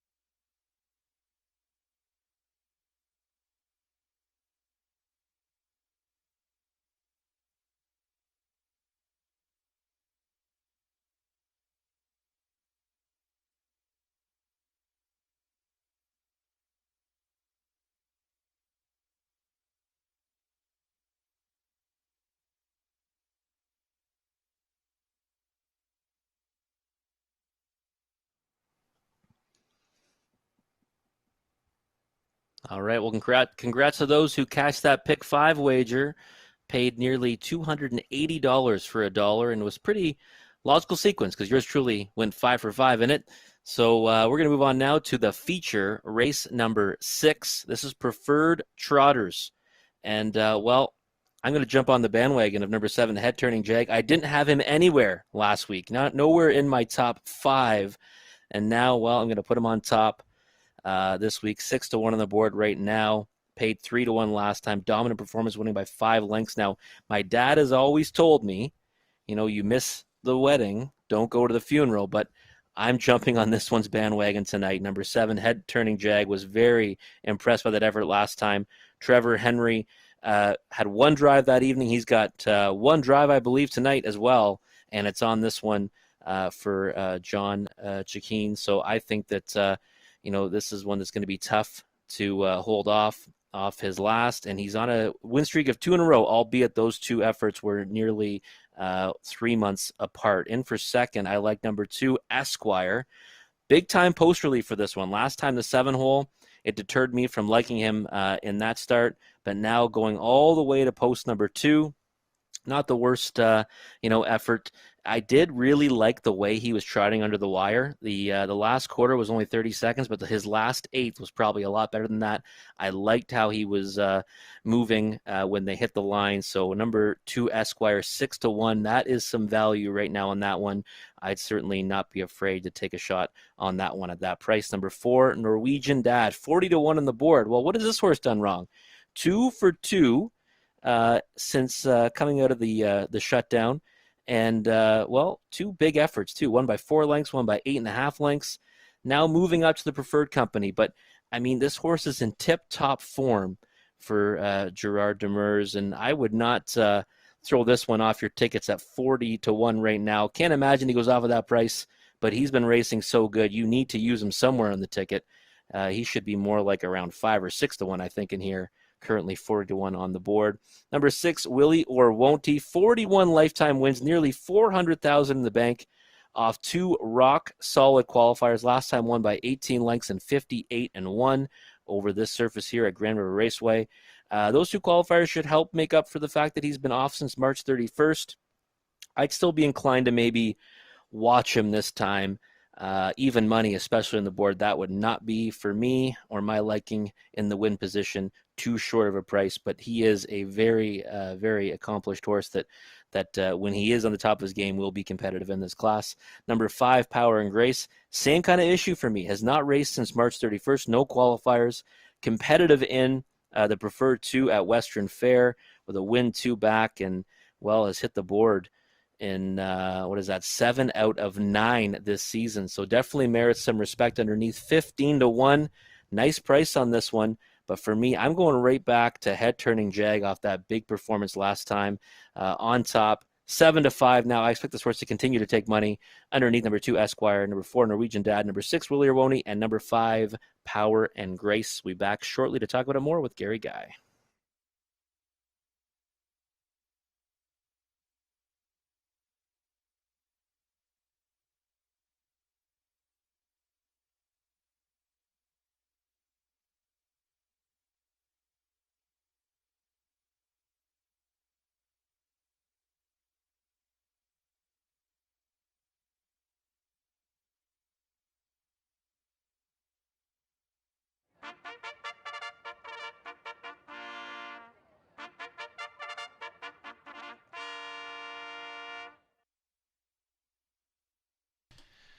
Field for race number 6 on parade. 1, Herb's Journey, Scott Quiller for Peter Finnegan and Michelle Brennan and Randall Urquhart. Number 2 is Esquire, Austin Sorry for Mark Goddard and Brandon Guerrera. Number 3 is Seeing a Magician, Greg Dustin for Jennifer Pinkerton. Number 4, Norwegian Dad, Paul McKenzie for Gerard Demers. Number 5, Power and Grace, Brett McDonald for Ron McDonald and Hartel Maintenance and Lorimer McClure. Number 6, Willie or Won't He, Colin Kelly for Kyle Bossens and Phil McGuire. Number 7, Head Turning Jag, Trevor Henry for John Chikeen and Robert Pooley. Number 8 is Tricks and Stones, Travis Cullen for Patrick Shepard and Triple S Equine. And number 9, Catch Canna, J.R. Plant for Jacques Dupont and Dorleans Stable and Sylvain Deschenaux. Field of 9, race number 6, preferred 2 and 3 handicap, Rob. And First up, we're going to talk about the one that took all the money early, 1-5 early, but now has floated up to 8-5. Willie or won't he? Rob, this one's been a really nice, classy trotter. Was really good for Bill Meegans for a bunch of his career. Now Kyle Boston's has this one and does really fine work for Kyle as well. A couple of really big qualifiers. Price is too short though for coming off the bench, isn't it? Yeah, I would definitely agree with that, Gary. I was looking at it 6-5, 8-5, now 9-5, floating up. No doubt about that. Nice qualifiers. Definitely last time, especially 58-1. Real classy racehorse. I love this horse, but just tonight for me, I want to land elsewhere, I think. Well, Rob, I didn't go to the wedding, and I'm not going to the funeral either. Number 7, Head Turning Jag. You might have noticed this one's my fifth choice. I know I'm probably wrong. You're more likely to be right, floating in with 5 consecutive winners. 5-2. What do you see right now? Well, the horse looks good on the track, and I mean, the one thing we overlooked last week, Gary, and I was kicking myself afterwards, especially when my dad kept reminding me, is that Trevor Henry came in for one drive. And this horse was just a dominant winner. I mean, he didn't even break a sweat on that occasion. And really, you look at being handicapped with post 7 tonight. Well, he had post 6 last time, so off 2 in a row. I went back and watched that win at Mohawk Park after his last as well to see what I had missed, and it was actually probably better than I had originally thought. And last time he was just full marks for the effort. There's number 2, Esquire, right now. Now, that last race you mentioned just never got into the race, but now it's the second one off the bench. But the big difference is the post position. This one was a really fine earner last year, $2,000 a start. That's often one of my measuring sticks just to see where a horse really fits. Fits well in this spot. 12-1. Yeah, 12-1 is a really appetizing price on this one. Last time, no chance. And you know what? I watched this replay so many times, and he really had the best legs in the last, I would say, eighth of a mile or so. The last quarter might have been 30 seconds, but I just like the way he finished his mile under the wire. Post 2 this time around from post 7 last time. I think we're going to see a much different trip scenario, and that might be where I'm looking right now at 14-1 now. You know, number 4, Norwegian Dad, gives us the handicapper's dilemma. Really, really super sharp, but moving way up in class. Which way can you lean on that? Yeah, for me, I just think this horse merits more respect. That well, now 6-1, he's getting that respect that he deserves. Those 2 efforts were huge. This horse has to be just brimming with confidence. I mean, he just was a lights out winner in both those efforts and doing it so easily. He looks good on the track again tonight. Moving, way up in class, but he doesn't know that. And off those 2 efforts, he should be a contender in here. 6-1 is probably the right number, but if he floats up, then might be one to look at. One thing I also noticed that Gerard DeMar's barn has been sharp, but also sharp trainers don't tend to put horses in where they just simply don't belong. He knows what he's doing. Yeah, absolutely. 7-1 currently on Norwegian Dad. There's number 5, Power and Grace. I got to tell you, Rob, I'm afraid of this horse in here. I'll tell you why. Of course, I announced at Flamborough Downs and saw this one win often, and it was in this class, and she often was able to dominate in here. I know it's off the bench, but I'm still afraid of her.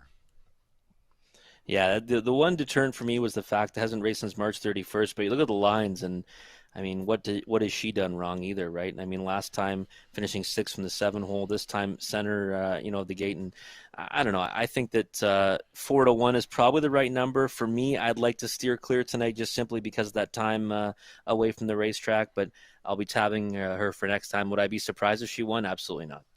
Well, we have a very, very fine field, and there's a lot of horses taking money, but now Head Turning Jag as Rob looks to make it 6 in a row. 5-2 on the board, the favorite. My top one, Willie or won't he, is currently sitting at 4-1. We'll see how it unfolds here in race number 6 and taking up positions. Herb's Journey and Esquire with Cena Magician on the inside. In the center, Norwegian Dad and Power and Grace to the outside. Willie or won't he? Head Turning Jag and Tricks and Stones in the second tier. Catch Canna.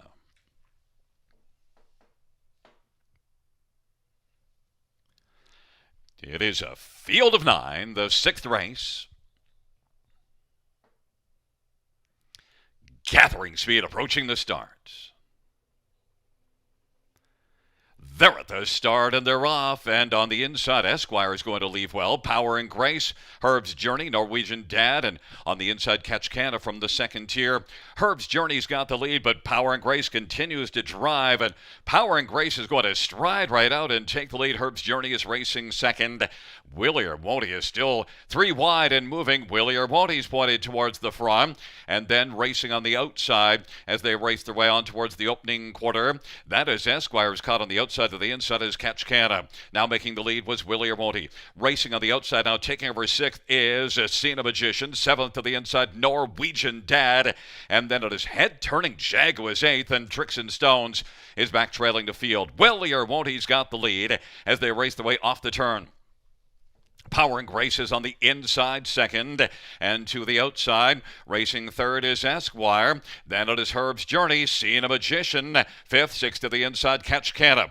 Head Turning Jag is part of the outer flow, seventh, and then it is Norwegian Dad and Tricks and Stones.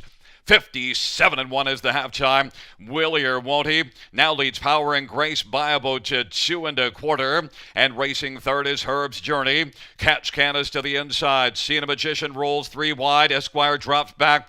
And then it is Norwegian Dad. And Head Turning Jag is second from last in Tricks and Stones is back trailing the field. They race their way on up to 3/4 of a half of 57-1. And off stride is Norwegian Dad.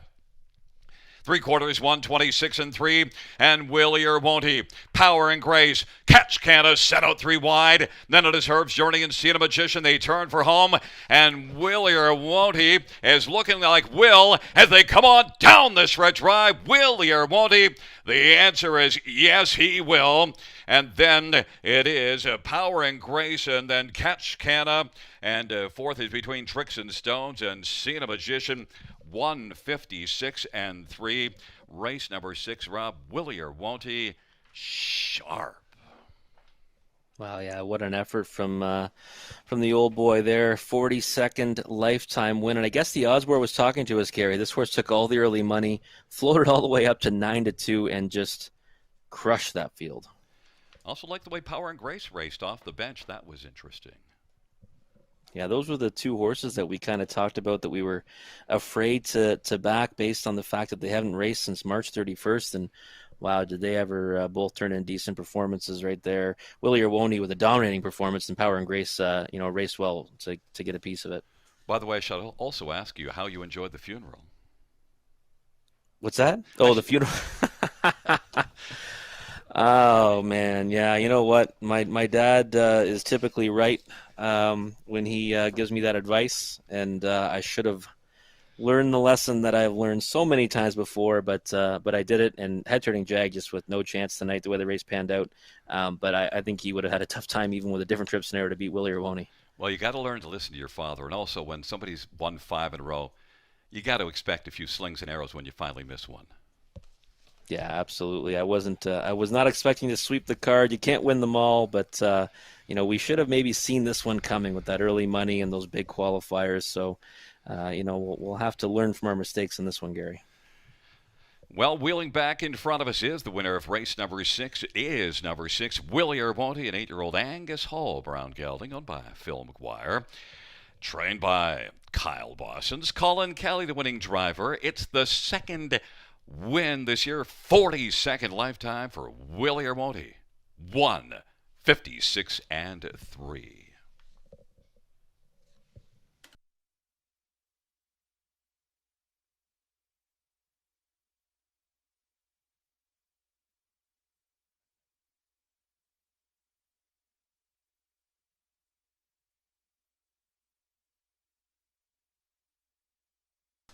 The 6th race payouts number 6, Willie or Won't He. 11, 45, 30, and 450.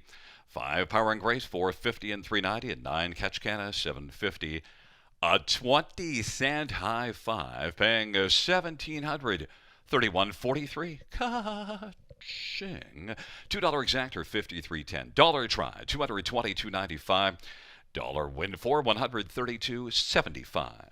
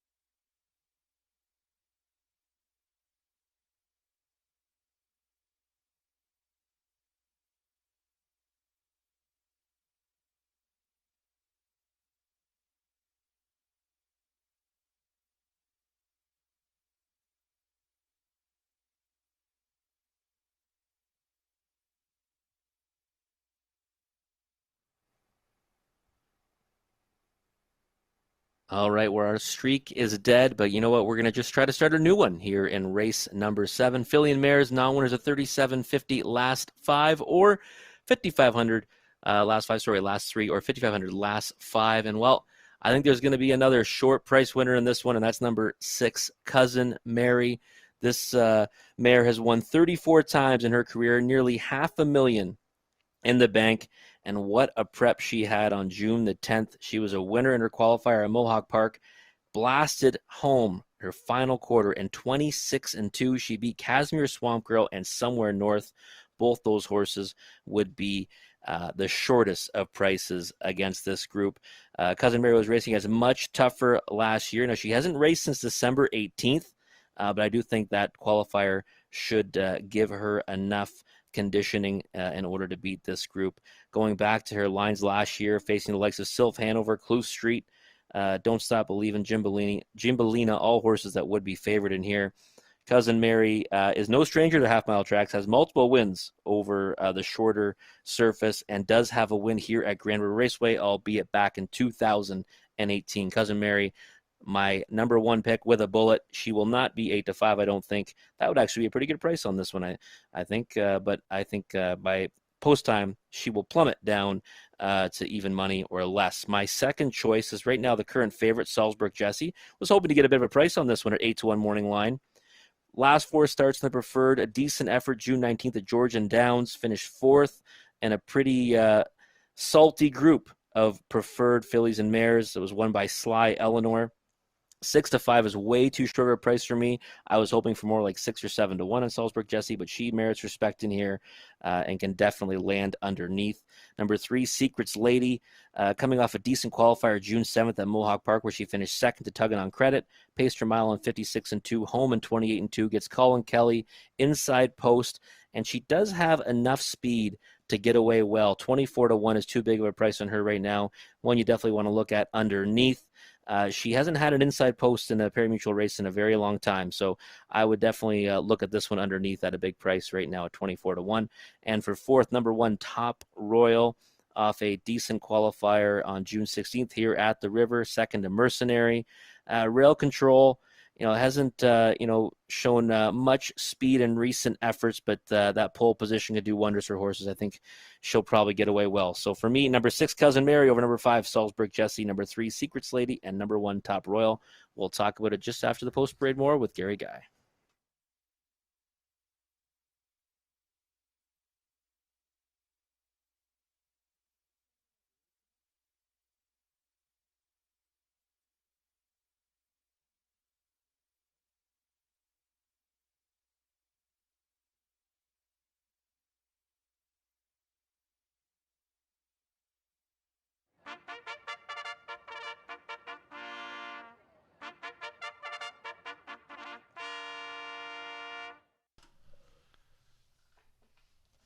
Field for the 7th on parade. 1, Top Royal, Jay Harris for Kendall Ron and Bryden Farms. Number 2 is Stargazing Cruiser, Travis Henry for Sheldon Rose.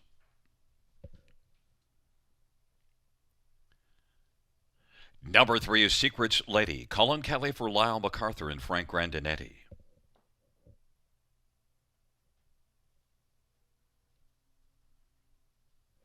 Number 4 is Charmbro Bree, Paul McKenzie for John Ryer.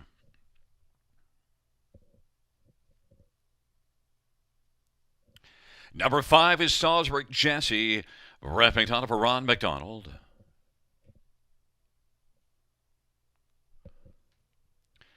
And number 6, Cousin Mary Anthony Hunt for Jeffrey Williamson.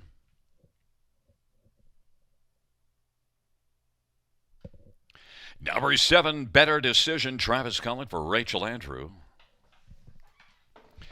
And number 8, Layla Blue, Tyler Borth for Gord McDonnell and Douglas Good. Field of 8, race number 7.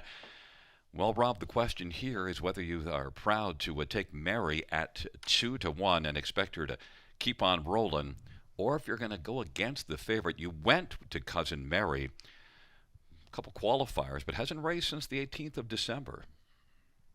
Yeah, definitely a concern there. I thought she'd be a lot shorter than 2-1 though, Gary. She is the class of the field. This is a pretty easy spot for her, generally speaking. And that qualifier though, I mean, look who she beat. Casimir Swamp Girl, somewhere north, 26-2 on the end of it. That should give her what she needs to get the job done tonight. Yeah, the 26-2 just jumps off the page. Number 5, Salzburg Jesse is the one that you've tabbed as the most likely one if the 6 is going to go down. Salzburg Jesse has been getting a fair amount of action. Last year, Georgian Downs took a season's mark of 53. That was a good mile. 6 wins last year. Only one win this year. Salzburg Jesse, though, is coming in off of a mile at Georgian Downs. Good speed in that mile, 53 and 3, and closed up strongly. I liked that race for Salzburg Jesse comparatively in here. Yeah, I did too. That's why I slotted her underneath, and this is the price now I was hoping for. When I spoke about the race earlier, she was 6-5 on the board, and I was thinking, yikes, that was not to my liking. But 9-2 is getting more like it.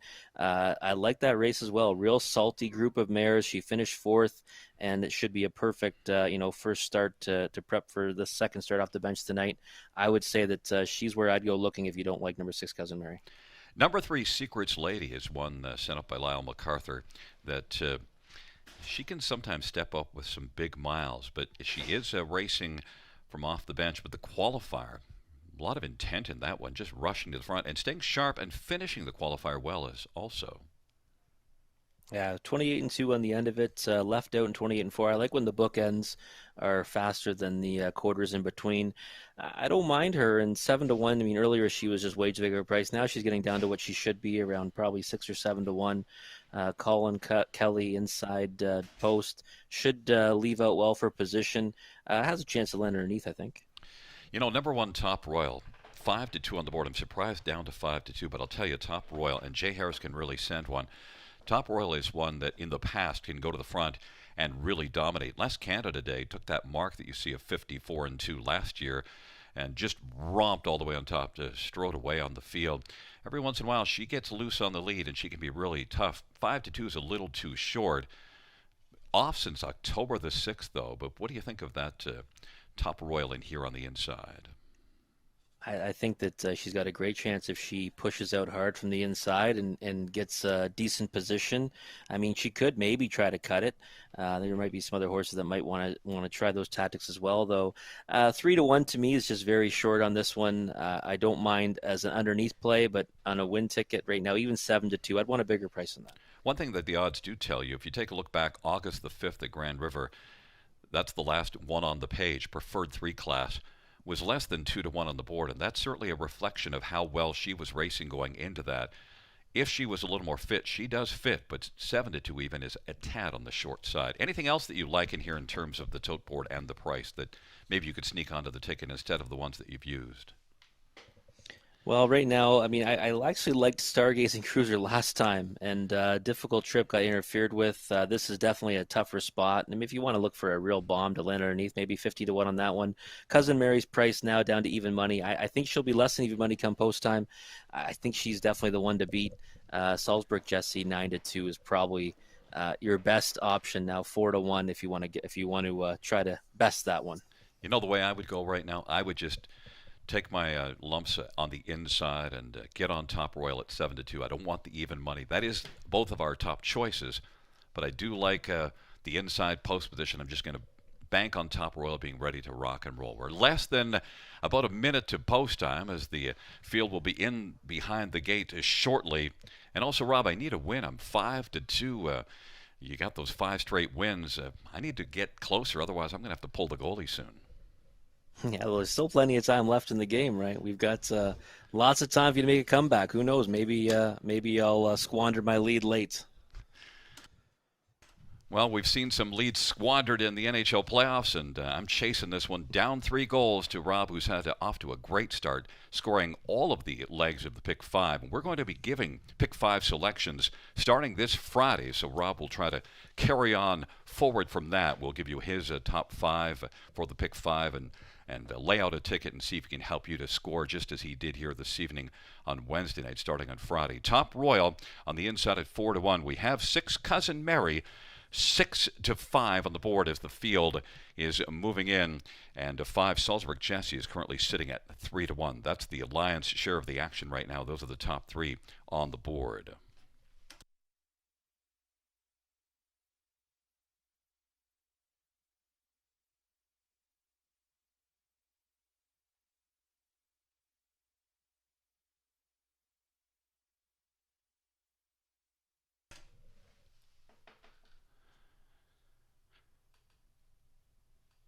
Field 4, race number 7. Top Royal, Stargazing Cruiser on the inside with Secrets Lady.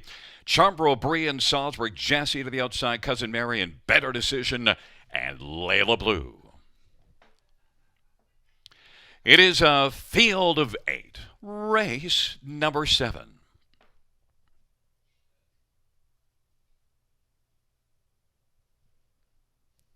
Field for the 7th race is at the start of the rough, and Top Royal Secrets Lady brushes out Salzburg Jesse, and then but is Charmbro Bree as they hustle into the turn, but Secrets Lady is able to grab the lead. It's Salzburg Jesse is still driving, and Salzburg Jesse now is going to come on and get the front. Secrets Lady is second. Cousin Mary is rolling third in front of Top Royal, who's positioned fourth. And then Charmbro Bree, and back to Stargazing Cruiser, then Better Decision and Layla Blue. But right now it is Salzburg Jesse and Brett McDonald who's got the lead past the opening quarter in 27-3.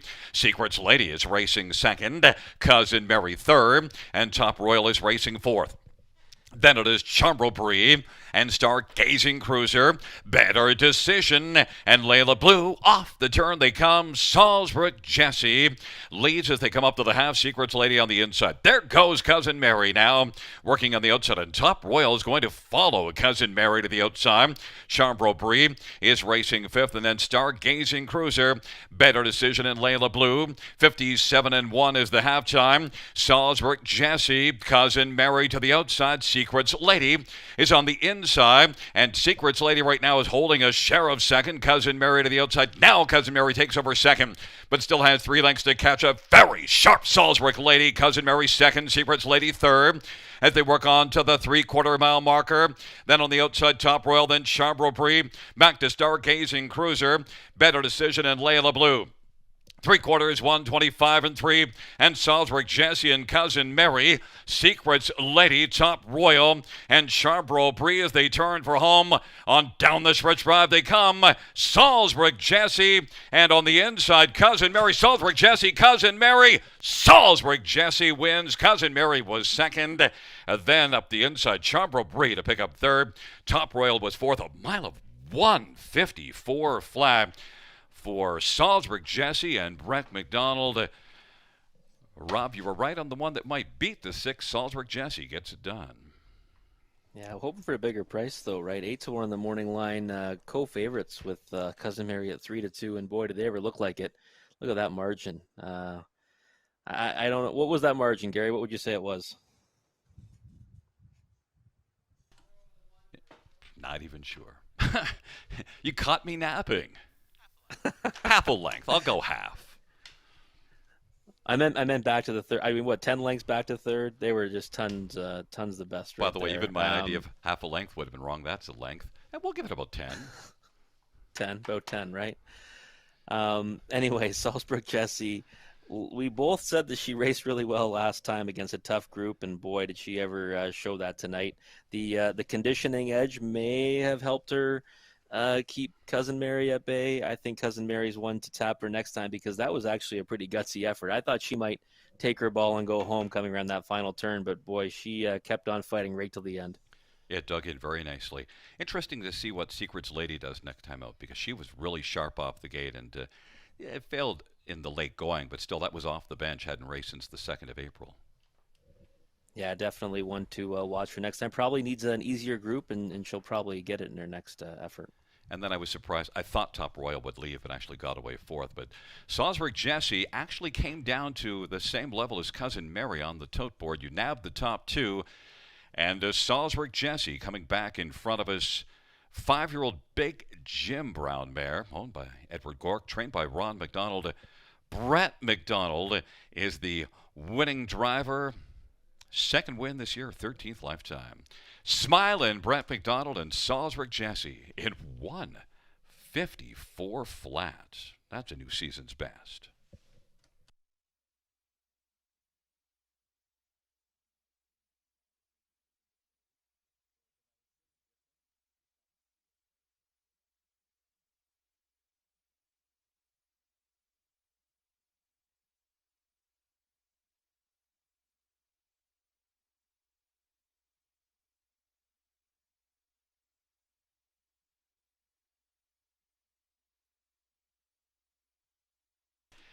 The seventh race payouts 5 Salzburg Jesse 510, 310, 246. Cousin Mary 310 and 220 and 4.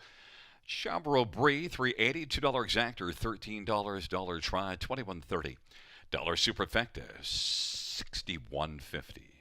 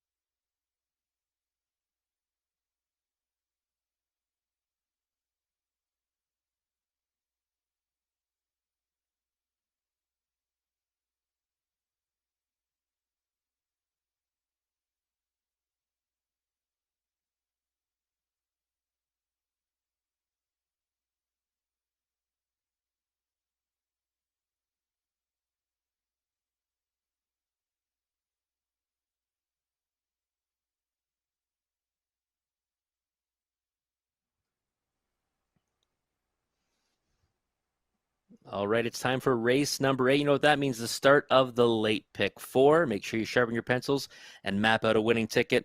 This is for claimers, 15,000 claimers for non-winners of 60,000 lifetime. And in this one, guys, I'm going to get a little bit creative. All right, we've been kind of logical most of the night. Going to get creative here, and we're going to go for a big price horse in number 8, Guccio's Office. This is one that I liked last time on June 16th to finish second to Norwegian Dad. And it just didn't work out. Bob McClure was aboard, got away fifth, and just didn't improve position throughout. Probably needed the start, though.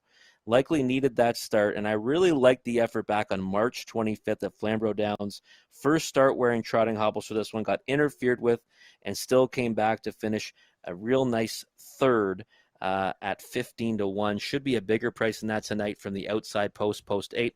I don't pick many from out there. We went there earlier tonight, got a winner down. This one is a little bit, like I said, more creative, though.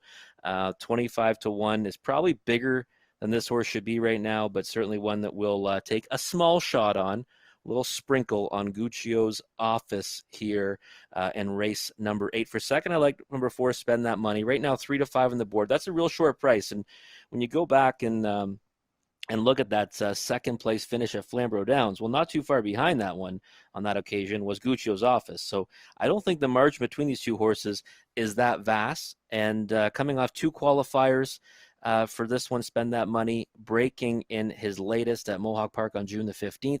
You know, I wouldn't want to take too short of a price at 3-5. And certainly if I can get 21-1 on a horse that didn't finish too far off him last time they met, that's the direction I'd likely go in. Number 1, Northern Tailwind, Rail Control. Our leading driver, Brett McDonald here at the river aboard. And this one, you know, merits respect. He can get away well off the gate, should get a decent trip. Finished second to Norwegian Dad last time, albeit he was 8.5 lengths behind. I think that this one is one you need to use underneath. I'm not sure if I'd be too excited to back him to win at 4-1, but definitely one that you need to have on your tickets. Number 2, Victoria Has a Secret at post 6, which was the outside post last time on June the 16th, in the race that Norwegian Dad won by many lengths.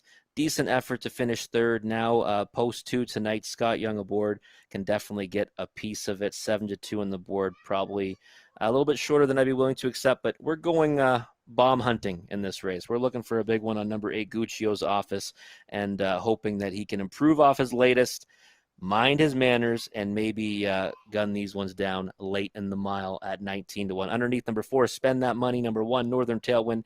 And number 2, Victoria Has a Secret. Again, this is the start of the late pick 4. We'll be back shortly to talk about it more with Gary Guy.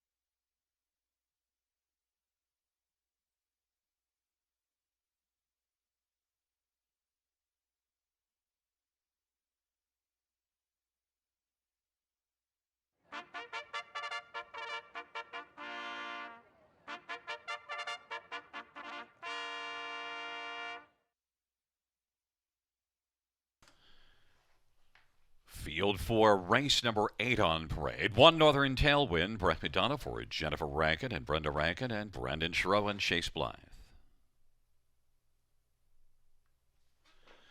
Number 2 is Victoria Has a Secret, Scott Young for Brittany Kennedy and Dean and Ashley Wilson. Number 3 is Hetty's Magic. Paul McKenzie for Gerard Demers.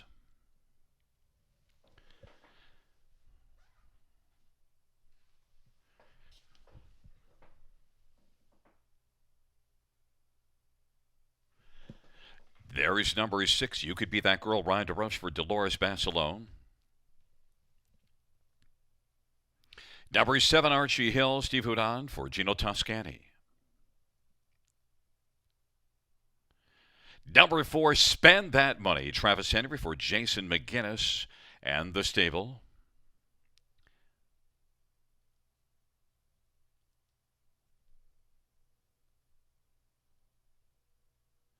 And there is 8, Guccio's Office. Steve Charlton for Kathleen Charlton. Well, fans, the 8th race. Well, we actually have one more in the post parade. Member of the Sesame Street Post Parade. Number 5, Abra's Momentum. Carl Dawson driving and training and owning. Field of 8 for the 8th race. And first up, we're going to take a look down on the inside. 1, Northern Tailwind, and Brett McDonald. And there is 1, Northern Tailwind, and Brett McDonald for Jen Rankin. And Rob, this is one that raced second to Norwegian Dad last time out. One thing I noted, got away well to sit the pocket, but also, even though the fractions were reasonably solid, was able to stick around for a second. I do like that. I also saw this one was reasonably competitive last year, hit the board often and made some nice money. Yeah, competitive in classes similar to this one. 6 wins out of 28 last year, inside post, and does have some really foot off the gate. Our leading driver here so far for this meet, Brett McDonald aboard. A lot to like about Northern Tailwind. I use this one underneath because I kind of wanted to go searching for a price in here. There is a look at number 2, Victoria Has a Secret. No price on that one, 5-2 on the board. You thought you might get a bit of a price, but this one's been getting action, sent up by Brittany Kennedy.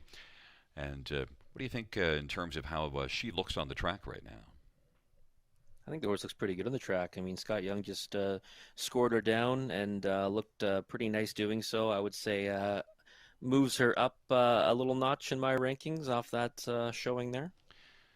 Number 5, Abra's Momentum, and Carl Dawson is one that, look at that start at Kawartha, parked every step of the way, and is one that tailed off in the late going, but has an excuse for that, and that was the first one off a shelf.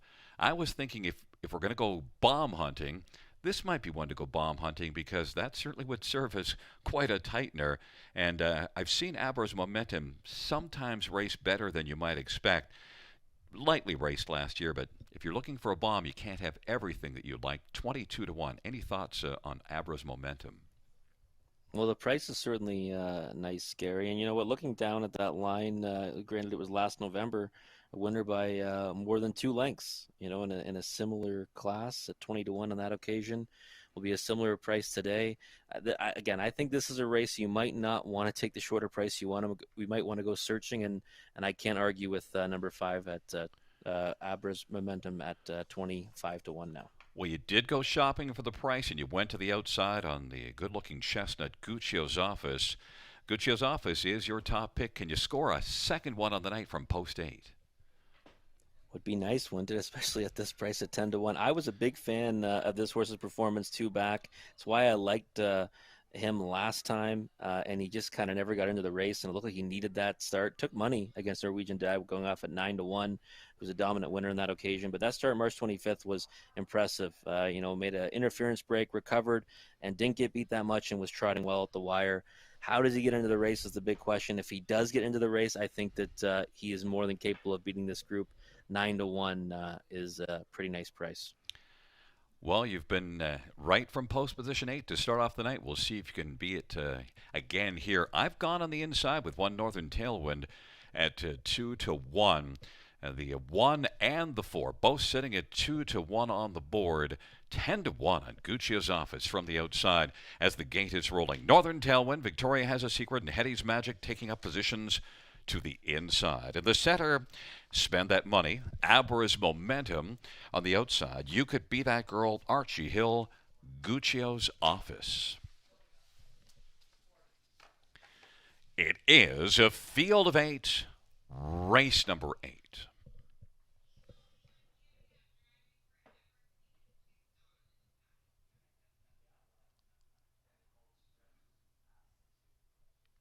Field for the 8th race. The trotters are turning into the stretch drive.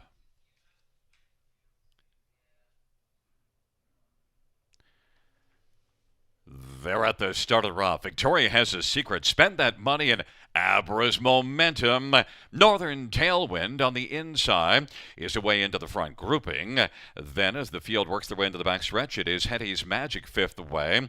Archie Hill on the outside. Then You Could Be That Girl. Guccio's Office is relaxed away, trailing the field. Victoria has a secret, and Scott Young with the front. Spend That Money is second. Northern Tailwind third. Abra's Momentum fourth, and then Hetty's Magic Racing fifth, and then it is back to You Could Be That Girl, Archie Hill, and Guccio's Office, and they race their way to the opening quarter in 28-3.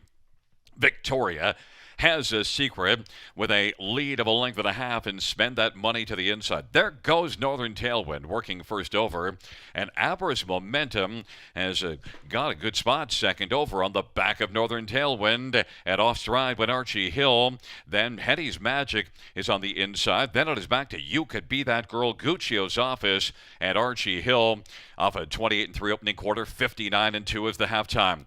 Victoria has a secret. Northern Tailwind to the outside, working up a little bit closer. Spend That Money's getting a trip. Abra's Momentum has momentum on the back of Northern Tailwind and is within striking distance. And then it is Hetty's Magic. You Could Be That Girl, and Guccio's Office seventh, but still with lots of work to do.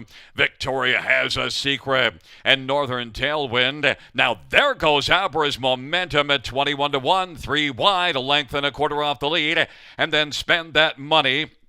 And You Could Be That Girl, Hetty's Magic, and Guccio's Office. But Victoria has a secret. Spend That Money. It was able to scoot through to the inside, backing away Northern Tailwind. And then it is Abra's Momentum, and You Could Be That Girl on down the stretch drive. Victoria has a secret. Victoria has a secret, also has a win.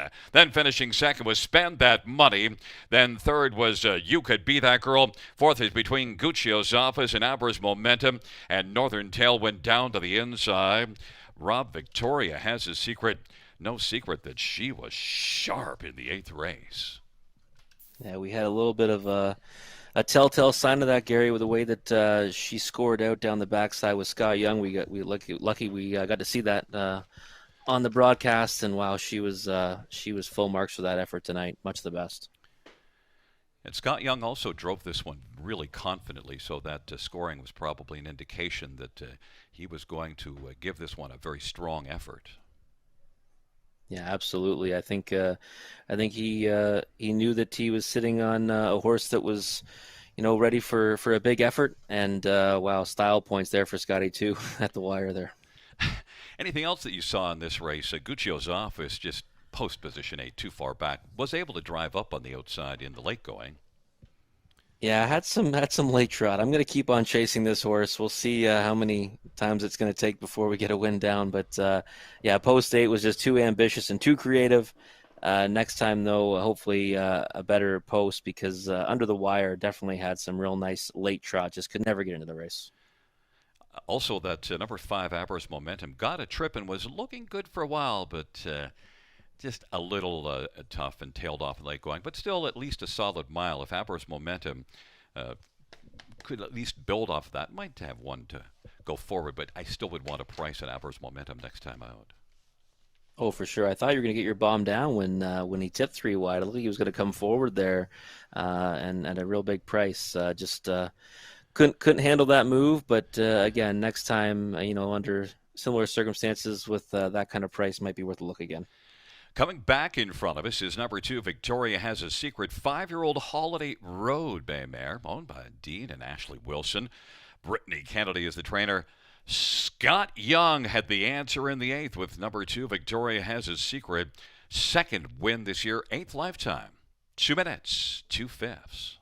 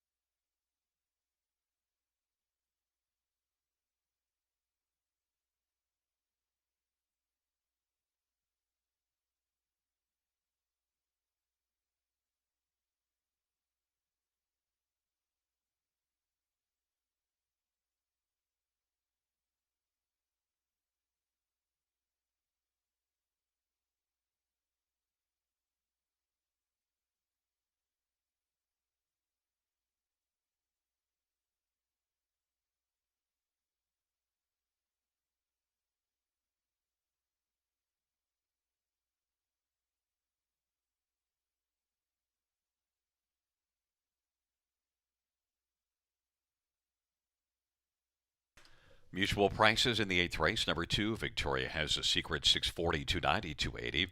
4, spend that money, 340, 346. You could be that girl, 1060. $2 exactor, 2070. Dollar try, 81.75. Dollar superfected, 200 to 15.30.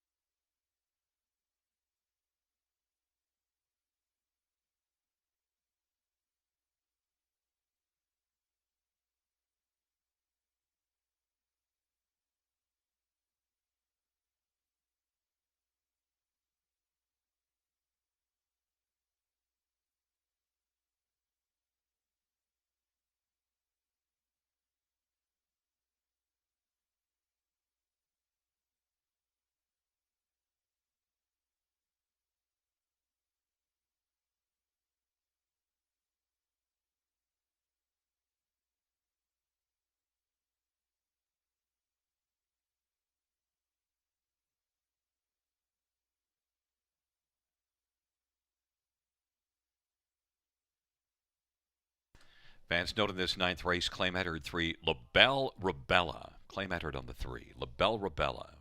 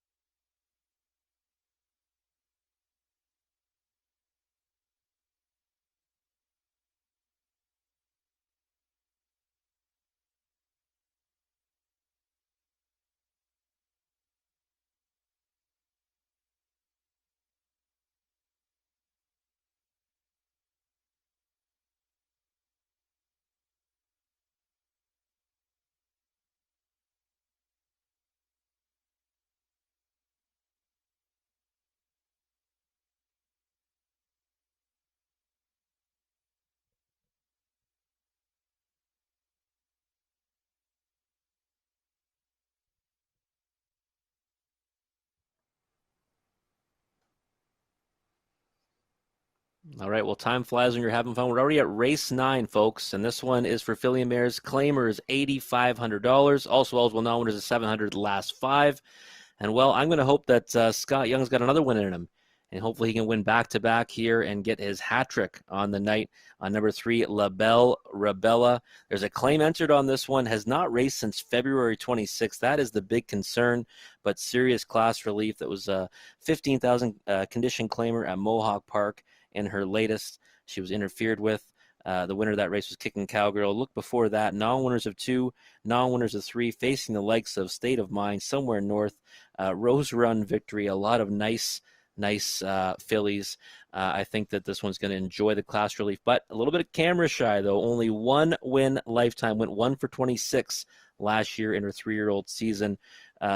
Currently 10-1 on the board. I can't imagine that price holding up in a million years on this one, because I think she does figure in here in this much softer spot than what she's been facing, even off the layoff. And for second, number 1, Cold Creek Lacey. I thought this horse would be the favorite in the race with rail control, and going back to the claiming ranks. Her last efforts against claimers came against those same ones that La Belle Rebella was racing against back in March, though, for this one. And I just was hoping to maybe get the bigger price of the two. And right now that is holding up at 10-1, and this one being at 9-5. Cold Creek Lacey, though, has every right to be competitive with this group from that pole position with Austin Sori aboard. 2-1 is actually probably a pretty decent price on this one. I like her underneath. Number 4, Ma Rebelle, back-to-back wins at Hanover.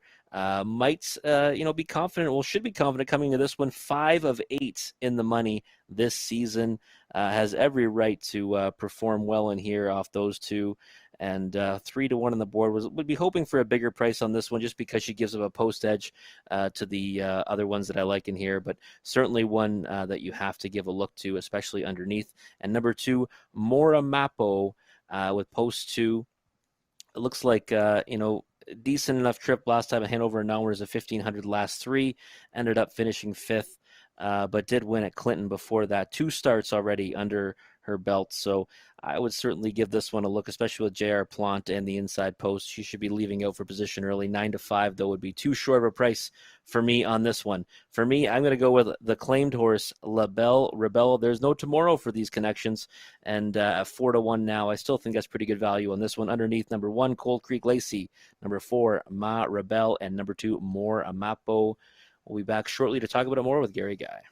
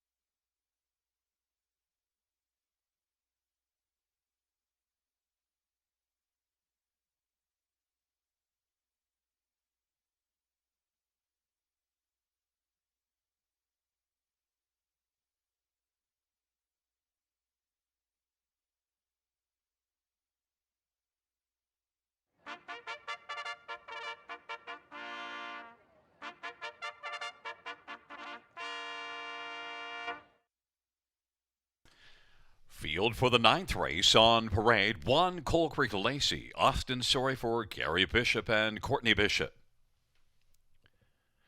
Number 2 is Mora Mapo. J.R. Plant for John Kennedy and Ralph and Sandra Pitt. Number 3, La Belle Rebella. Scott Young for Jerry Duford. Claim entered, owned by Homestretch Holdings and Lloyd and Barbara Tiley. Number 4 is Ma Rebel, Jay Harris for Terry Gallant. Number 6 is Dex the Land, Travis Henry for Sheldon Rose. And number 7 is I'm a Debutante, Paul McKenzie for Gary McDonald.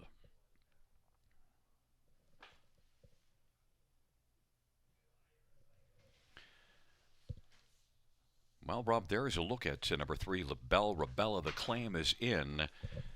How do you think this one's going to leave off the gate? I don't see a lot of gate speed, but I'm just curious if it looks like they might be trying to at least get off the gate with the claim in.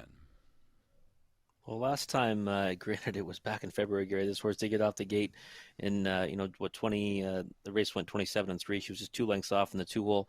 I think that, she looks good enough on the track right now. I wouldn't be surprised if they try to go forward off the gate to land a good spot. I like the looks of her right now for a horse that's been off this kind of time. Claim entered 3-1. I was hoping for a better price than that, but still, I'll stick with her as my top selection. Yeah, you're right. She has left a little bit better the last couple, but there are also a lot of miles where she didn't show much gate speed at all. But Scott Young is coming in off of a victory, so we'll see how that pans out here. 3-1. I would have liked a little longer price. Number 2, Mora Mapo, is one that I would like a lot in here. I like John Kennedy's Barn. He's done well in the past, and Mora Mapo, if you look at that line at Hanover, also post 7 on the half-mile track there, parked early, and still actually right up until the top of the stretch before tailing off. And even the final quarter really wasn't all that bad, 30-1. Mora Mapo now this will be the 4th start off the layoff in terms of a qualifier and then a couple of starts, 3rd plus the qualifier. Mora Mapo, you also get GRR. Do you think Mora Mapo makes it to the front here this time? I think it's a definite possibility with Jared Plon aboard. I mean, he can get them off the switch as good as anyone. You're right. Post 7 at Hanover is impossible. Ended up, getting a decent trip eventually, but Sable Play came back and raced pretty darn good tonight. So I would think that this one 5-1 is probably the right number, and J.R. Plon should have this one rolling off the gate. Number 1, Coal Creek Lacey took a lot of money early. That last race, doesn't look all that good, but the 28-4 final quarter does look good inside for Austin Surrey, Rob. Yeah, I thought this horse would be the favorite with rail control. I really did, especially showing those lines, prior to the shutdown at Mohawk Park. Listen, I think the horse looks good enough on the track. 3-1, I think, is a pretty good price on this horse if you want to back it. I'd be surprised though if that price holds come post time. The money is fairly well spread around. Number 4, Ma Rebel.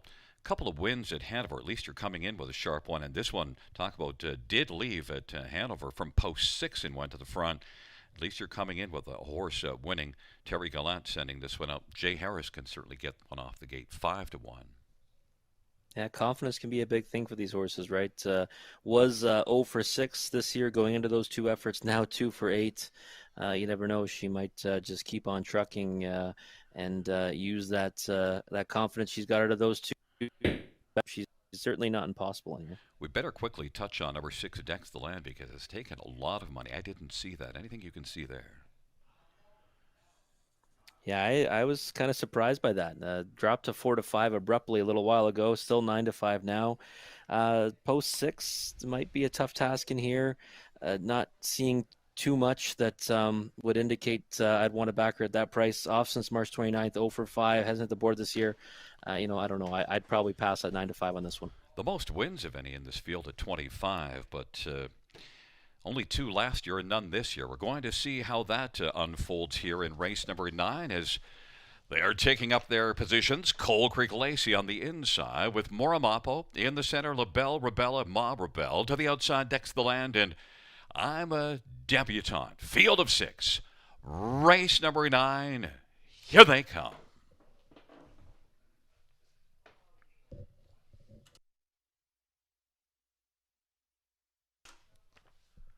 Field 4, race number 9. Gathering speed. And they're at the start of the rough. Moramapo leaving with Ma Rebel. Decks the land on the outside, fires hard. LaBelle Rebel. And then Coal Creek Lacey on the inside. And I have a debutante racing position fifth as they work their way on into the backstretch. And it is Moramapo. But now Decks the land is going to drive up. Decks the land is going to clear to the front. Moramapo is racing in the pocket, but not for long. Moramapo wants back out and is going to charge up to the front. Moramapo and GRR Flaunt is got the lead right now. Then it is Dex the Land, and Ma Rebel is racing third. Coal Creek Lacey is fourth. Then back second from last is LaBelle Rebella, and I'm a debutante is trailing the field. Moramapo and GRR Flaunt with the lead. Dex the Land is filling the pocket. Ma Rebel on the inside, and to the outside Coal Creek Lacey, and then it's LaBelle Rebel still back there second from last, and then trailing the field. I'm a debutante. Halftime was 58-2. Moramapo and GRR Flaunt leads on into the backstretch, and then racing second still Decks the Land, but Moramapo has a couple of lengths right now. Coal Creek Lacey works on the outside, trying to take over second and grab it from Decks the Land, who's still in the hunt, and then fourth is Ma Rebel. Then I'm a debutante, and LaBelle Rebella is back trailing the field. Moramapo may have to deal with Coal Creek Lacey. Backing away Decks the Land. Ma Rebel to the outside is taken over third. Now fourth is Dex the Land, and fifth is I'm a Debutante. LaBelle Rebella is trailing the field. Moramapo, Coal Creek Lacey as they turn from up three quarters, 128-2. Coal Creek Lacey on the inside, Moramapo, then Ma Rebel, and on the outside, I'm a Debutante. On down the stretch drive, and it is Coal Creek Lacey. Up the inside is Ma Rebel. Coal Creek Lacey will win. Then second is Ma Rebel, then Moramapo, and I'm a Debutante, a mile of 158-2. The win goes to Coal Creek Lacey, 2-1 on the board, Rob. It's interesting, Gary. I was trying to beat this horse because I thought she'd be a pretty big favorite in here, and 2-1 was, before the race I said 2-1 wasn't really that bad of a price. So it's one where if you could go back in time, maybe I change my selection, but either way, Coal Creek Lacey, nice effort there, first up, and kept on trucking in the stretch. Moramapo actually raced pretty well, one to keep an eye on that next time out. Really did a lot of work until the finish. Yeah, we nailed the pace setter correctly. Moramapo left out hard, got to the lead, did the heavy lifting, and battled gamely there, especially sticking around in that photo for seconds. So nice effort there from that one. You know what we didn't nail was the winner. LaBelle Rebella did not fire at all. No, she didn't really have much to offer. It was interesting. She looked like she was setting up on cover and then kind of faded back and then came on again. But she didn't have her stuff tonight. She was off a long time. One that I was trying to take a shot on and just didn't work out. On the board, we have a 1-4-2-7. Going to be coming back in front of us, the winner of race number 9, one Coal Creek Lacey.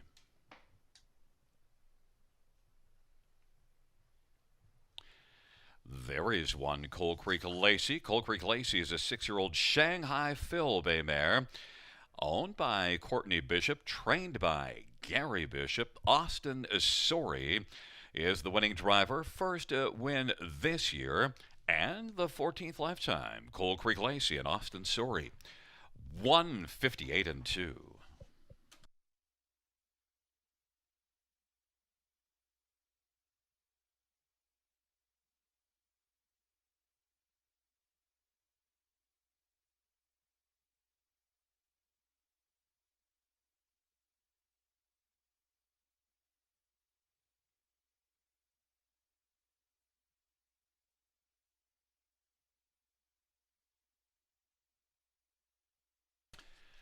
The ninth race payouts one Coal Creek Lacey, 630. 280, 224, Ma Rebel, 340, 242, Moramapo, 230, $2 exactor, $18.70, $1 try, $16.20, $1 super, $98.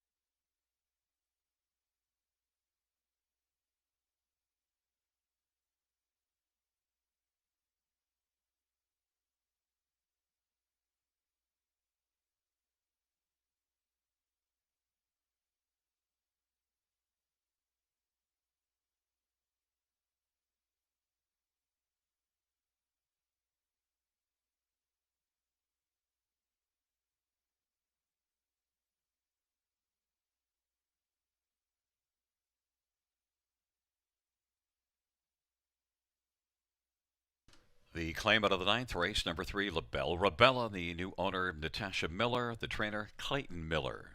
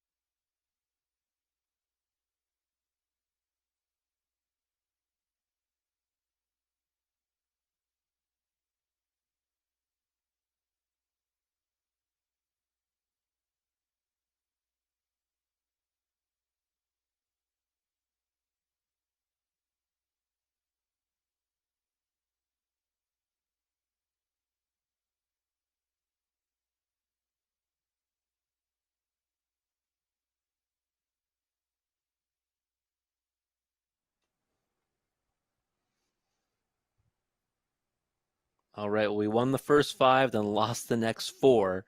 Now we need to try to shake that losing streak here. In race number 10, non-winners of 38.50 last 3. Also eligible claimers for $15,000. And while I think there's a horse in here that should get the job done, but the price right now is very short at 1 to 5. That's number 1, Sizzling Hot Herbie. This horse has been a mainstay in the preferred levels and has hit the board in 4 of 6 this season. Has not broke through the win yet, but now gets big time class relief to this non-winners of 3,850 last 3 condition. And last time this 7-year-old gelding was able to shake preferred types, well, he was a jog burger over at Flamborough Downs and non-winners of 3,000 last 3 when he won by nearly 7 lengths, coming home in 29-2 and was 1 to 9 on that occasion. So I certainly think that Sizzling Hot Herbie is the best in here and should be able to get the job done for Natasha Day. Has rail control. Looks like a nice spot for this one. If you're looking for an alternative, well, number 3, Caviar's Triumph, is also making his second start off the bench. Last time was in a race that was for, it was a conditioned race, but it was for claimers. And this horse ended up closing positions to finish 5th in a dead heat to a pumped up winner in On the Sly. I've always, liked this horse, and this is definitely a spot where this one might be able to, turn it around off that last effort. This horse has gate speed, more speed than really what he shows on paper, and might be able to get away, in the second or third spot, and then land underneath Sizzling Hot Herbie in the exacta. For third, number 5, Polar Hall. This horse is taking a big plunge as well from the preferred level. Last time, had no chance getting away 6 and staying on the inside, shuffled back throughout the mile. That was first start Lasix and first time off the bench. This will be now second time Lasix and second start off the bench. So certainly some positives to think about there. This is another one that has gate speed. Hasn't shown it in a little while and might do so tonight in this much softer spot. If you go down to March 10th at Western Fair in a similar spot, got away third, quarter pulled, and was a drawing away winner as the favorite. So one you'd want to consider underneath as well. But for me, it's all about Sizzling Hot Herbie, the 1 horse with Natasha Day over the 3, Caviar's Triumph, and number 5, Polar Hall. This is the start of the late double, and we'll be back shortly to talk about it more with Gary Guy.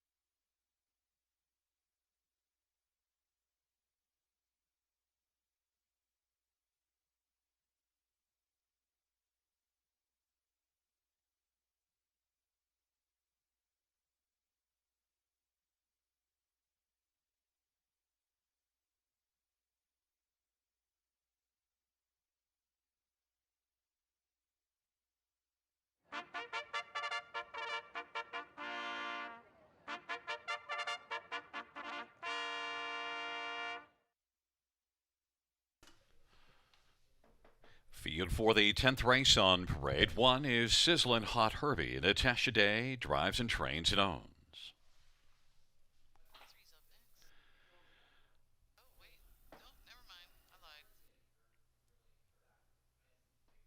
Number 2, All Out Henry. Pam Forgy drives and trains and owns.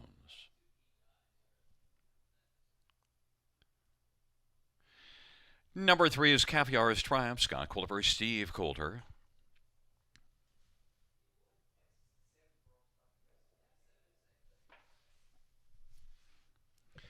Number 5, Polar Hall. Bruce Richardson for Kevin Davidson. Number 6, You Can't Have It. Jason Ryan for Ron Waples Jr. and Dr. Sheila Atmore. And number 7 is Avuncular. Tyler Borth for Gord McDonnell. Field of 6, race number 10. Rob, we get a 1 to 9 shot on the board. I do not like 1 to 9 on Sizzlin' Hot Herbie. I do think he's the best in here. I don't like that price at all. No, you can't bet 1 to 9 shots. At least not if you want to have longevity in this game. If you do like Sizzling Hot Herb, you're going to have to bet something else, whether it be a double or something vertically in the race, like an exacta, trifecta, or super. Because 1 to 9, Gary, is not gonna do us very good. Now, it certainly does compare. Raced in the Preferred 2 class back in the winter, and you see Sizzlin' Hot Herbie was a third with Power and Grace in front of that one twice. And we saw Power and Grace race very effectively in a top class here this evening. Sizzlin' Hot Herbie, though, is 1 to 5. And, I'll tell you the horse that I really think that I would take the flyer on the price. It's not a big flyer. I mean, it's number 3, Caviar's Triumph. First of all, Steve Coulter had big numbers last year, has them again this year. Scott and Steve team up often. And this is a horse that's a lot of the wins were in the Preferred 3 class for Caviar's Triumph. So it's not that big a jump. Caviar's Triumph from 5 to 1 to 1 to 5. I'd be willing to take the difference. What about you? Yeah, I would. I'd certainly agree with that. My second choice in the race as well. I actually had this horse in my top 3 on June 14th in the Horse Players Journal at Mohawk Park. Ended up finishing 5th in a dead heat. On the Sly was much the best that night. Second start now. Off a pretty lengthy layoff. You can certainly see this horse jumping up and coming with a bigger effort. 1 to 5 versus 5 to 1. Yeah, I would certainly say you'd rather be on the side of 5 to 1 with those two. Number 5, Polar Hall's on the screen right now. 3 races back, there is a measuring stick. Sizzlin' Hot Herbie was second in that one. Polar Hall from an outside post position was 4 lengths in behind Sizzlin' Hot Herbie, but at least not disgracefully different. 10 to 1 was 15 to 1 a minute ago. At least Polar Hall belongs on the ticket somewhere, correct? Oh, I certainly think so. I think he belongs in the ticket and belongs, near the top of your selections in this race. I pegged him in for third now with the scratch of Ocean View Deb. This horse has, more gate speed than what he typically has shown lately. Second start at Lasix now, second start off the bench. Might be one worth looking at if he decides, he wants to maybe leave out in search of the front tonight or somewhere near it. I think he's capable, and 11 to 1 is a nice price. Also, another one that's offering a price. Now, it is post position 7 at 12 to 1, but there is a scratch, so it is post position 6. Avuncular does come in with a good race at Dresden, and also races for a sharp barn, and is one with back class with 37 wins. 13 to 1, Avuncular. Yeah, I was looking at this horse and trying to figure out a way to put him on my tickets, but I think post 7 deterred me, like you said. Now it's post 6. I just think that there's some horses inside of him that are at a pretty big recent class advantage. Maybe not back class, but recent class advantage. In my top 3 selections of 1, 3, and 5, I added a fourth one with the scratch of the 4. I'd probably go to Avuncular, though. 14 to 1 is not a bad price. Some people might wonder, why didn't we talk at all about 2 All Out Henry? Because that last race, parked to pass the quarter at Clinton, romped and won by 4.5. In tougher, but that's a nice start. Yeah, I saw that effort, and it was a rock solid one. It was a going away win. I guess really you kind of hit the nail on the head. This is a much tougher spot, and you're in against some season preferred horses in the one and Sizzling Hot Herbie and number 5 Polar Hall. So I don't know. I think that using underneath certainly 9 to 1. For me though, I would definitely probably, if you want to beat the one, I'd look towards the 3 or the 5. Right now, that one Sizzling Hot Herbie that Rob mentioned is 1 to 2 on the board. Took the money early and continues to take the money. It's Sizzling Hot Herbie, All Out Henry on the inside. In the center, Caviar's Triumph and Polar Hall. To the outside, You Can't Have It and Avuncular. It is a field of 6 for the 10th dash. And Sizzling Hot Herbie right now isn't up on the gate and put in some steps there. Now is going to have to catch the gate.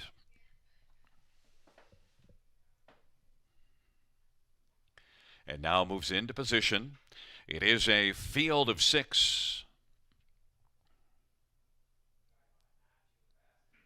Field in position. At the start of the rough, Caviar's Triumph will leave well. Avuncular from the outside. And then it is Polar Hall. Sizzling Hot Herbie is fourth as they work around the turn. Then it is All Out Henry, and You Can't Have It. Avuncular and Tyler Borth is able to clear to the lead. Caviar's Triumph is racing second, and right now is 2 1/4 lengths back. Third is Polar Hall. Racing fourth, Sizzling Hot Herbie. Then it is All Out Henry, and You Can't Have It. Now Caviar's Triumph is able to reclaim the lead. Scotty Colder. Caviar's Triumph at 3 to 1. Leads on past the opening quarter. 28-2, the opening panel. Avuncular is second. Polar Hall third. Now Sizzling Hot Herbie starts to wheel on the outside. Then it is All Out Henry, and You Can't Have It. Caviar's Triumph with the lead. Here comes Sizzling Hot Herbie now. Sweeping up and looking to challenge as they come up towards the half. Sizzling Hot Herbie wants to clear before they get to the turn. Caviar's Triumph on the inside, and Sizzling Hot Herbie is able to clear to the lead. Caviar's Triumph and Polar Hall now to the outside. Halftime was recorded in 59 seconds. Sizzling Hot Herbie is right now in front by 2. Polar Hall is able to grab second. Caviar's Triumph is racing third. Avuncular, All Out Henry, and You Can't Have It. It is Sizzling Hot Herbie. Polar Hall at 4-1 to challenge the 1-2 favorite. Caviar's Triumph on the inside. Third is about 2 1/4 lengths back. And then it is Avuncular, All Out Henry. And You Can't Have It is 3 wide, but it's still Sizzling Hot Herbie. But may have to deal with Polar Hall, who's come on to within ahead of the lead. 3/4 1:28-2. Sizzling Hot Herbie. Polar Hall. Caviar's Triumph is on the inside. They turn for home. Sizzling Hot Herbie and Natasha Day as they come on down the stretch drive. Sizzling Hot Herbie and Polar Hall up the inside. Caviar's Triumph is getting a little bit closer. Sizzling Hot Herbie, Polar Hall, Sizzling Hot Herbie and Polar Hall in a photo finish. Caviar's Triumph and You Can't Have It. Mile of 1:58.4. Sizzling Hot Herbie was able to hold on. Close finish, a little too close for that price, Rob, but got the job done for Natasha Day. Yeah, wow, that was really close under the wire there, and I wasn't sure what to think. I thought that he was going to pull away and win with ease there, and then Polar Hall would not go away. It was the 3 horses that we kind of thought were the best 3 in the race, and they finished that way. Just the margins were a lot tighter than we certainly expected. There's a look at your slow motion finish. I'll tell you, not a lot. Polar Hall almost stepped up at 4-1 to beat one Sizzling Hot Herbie. I also thought Natasha Day did a nice job of steadying this horse because before the race got a little steppy and almost made a break and then still just comfortably moved him in behind the gate. Got away fourth, so was patient with the horse even though it was Sizzling Hot Herbie's race to lose. Yeah, I'm sure that the favorite backers in this race were having fits behind the gate there because it looked like some dicey moments, but Natasha did a great job to get this one to the gate, and then wow, he came around them and looked really good in doing so, and fought off a pesky Polar Hall and Caviar's Triumph. A decent effort to finish third. Absolutely, and well, we couldn't beat the favorite. We had the right 3, and we had them actually in the reverse order. I think both of us had 1, 3, 5. But Sizzling Hot Herbie and Natasha Day at 1-2. The favorite was able to prevail by a nose. We'll hear more from Rob and his selections The 11th race, note it is a super high five, so Rob will try to steer you on to five to close the night with some money. Sizzling Hot Herbie is coming back in front of us. 7-year-old Here Comes Herbie, Bay Gelding, owned and trained and driven to victory by Natasha Day. It is the first win on the year and the 17th win lifetime. Sizzling Hot Herbie, victorious, 158-4.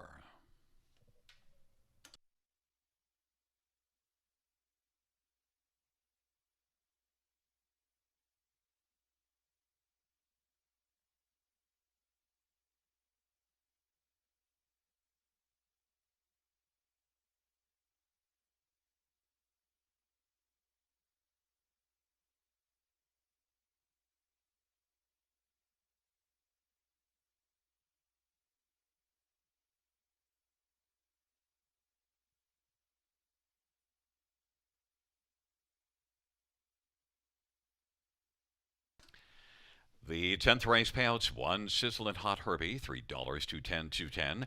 5 Polar Hall, 270, 210. 3 Caviar's Triumph, 210. $2 Exactor, 990. The dollar try, 890. Dollar Super, 23.25.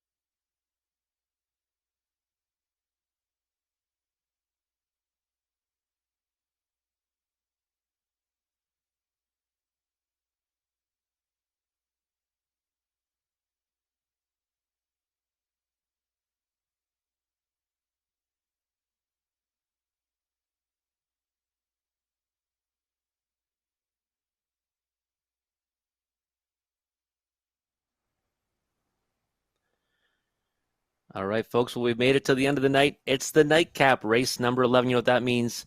The 20-cent super high five. Earlier tonight in race number 6, we had one pay over $1,700 for just 20 cents. And we've got one here. So sharpen your pencils and map out a winning ticket. This race is for non-winners of 12,500 trotters. And, well, I'm going to a horse that I think raced pretty well last time, and I've been waiting for to come back. And that's number 3, Zoe's Choice.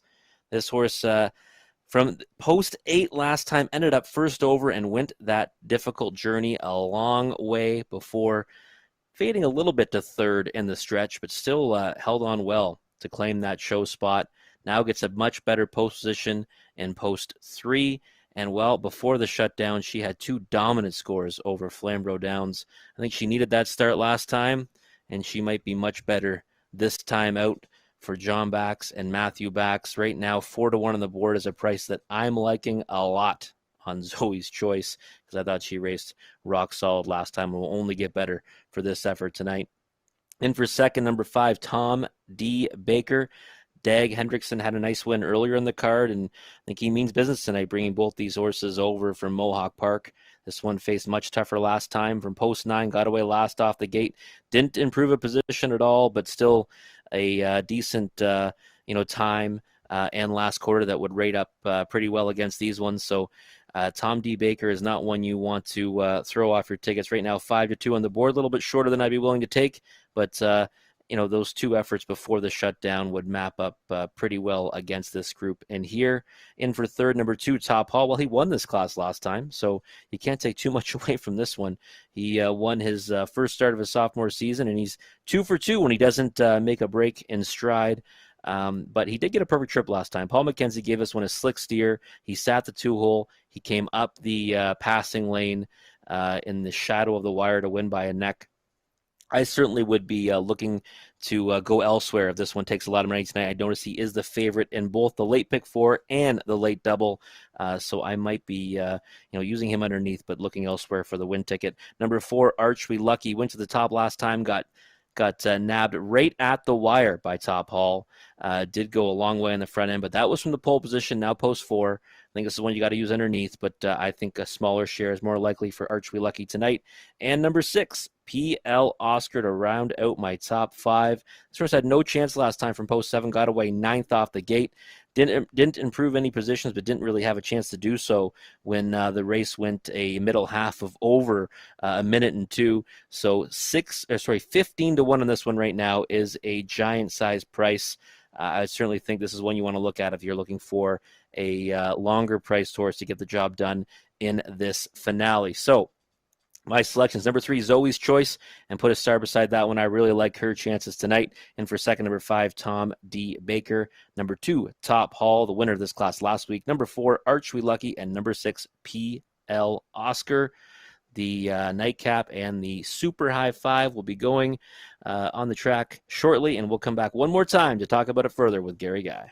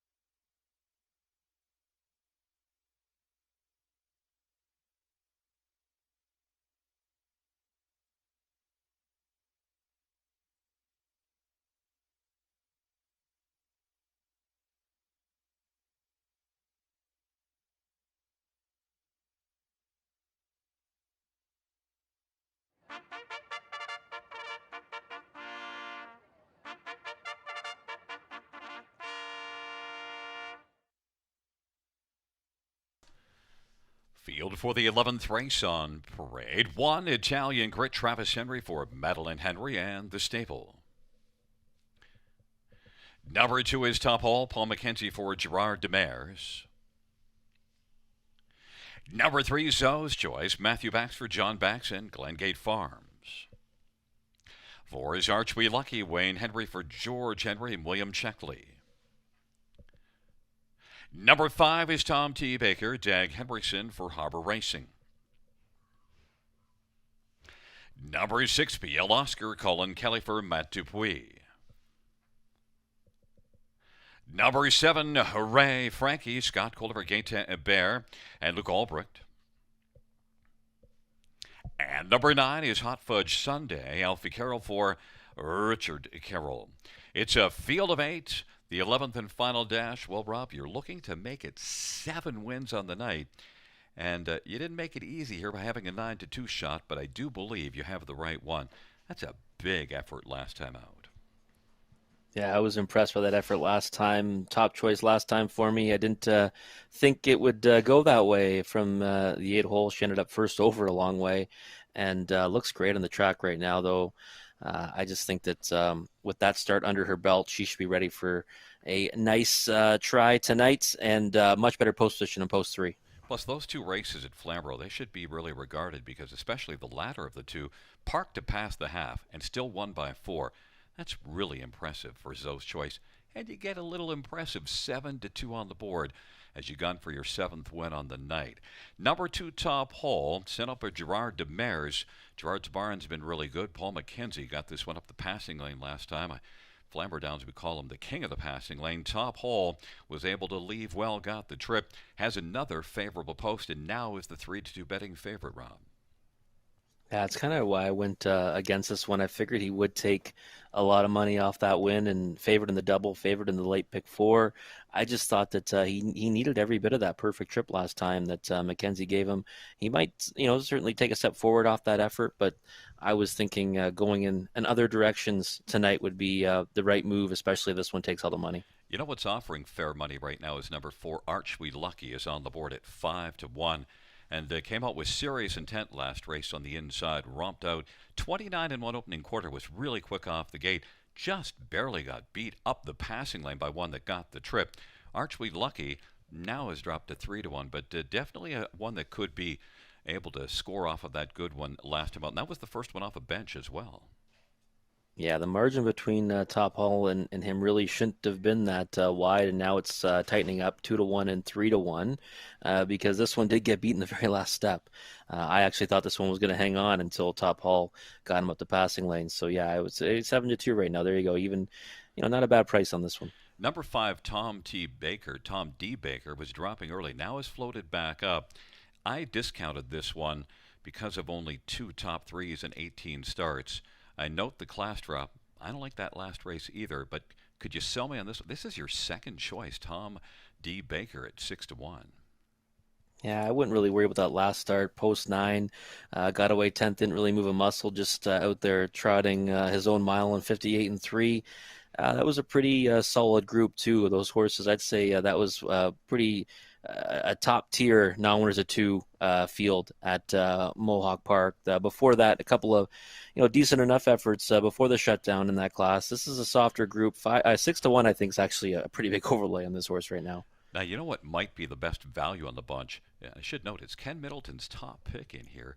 PL Oscar. Now, this one was a wiener at Flamborough Downs twice in March, and both of them were impressive wins, one from a little bit off the pace, and also raced March 20th from off the pace as well. You get 19-1. PL Oscar, certainly that last race didn't show anything, but it was an outside post and the first one off the bench.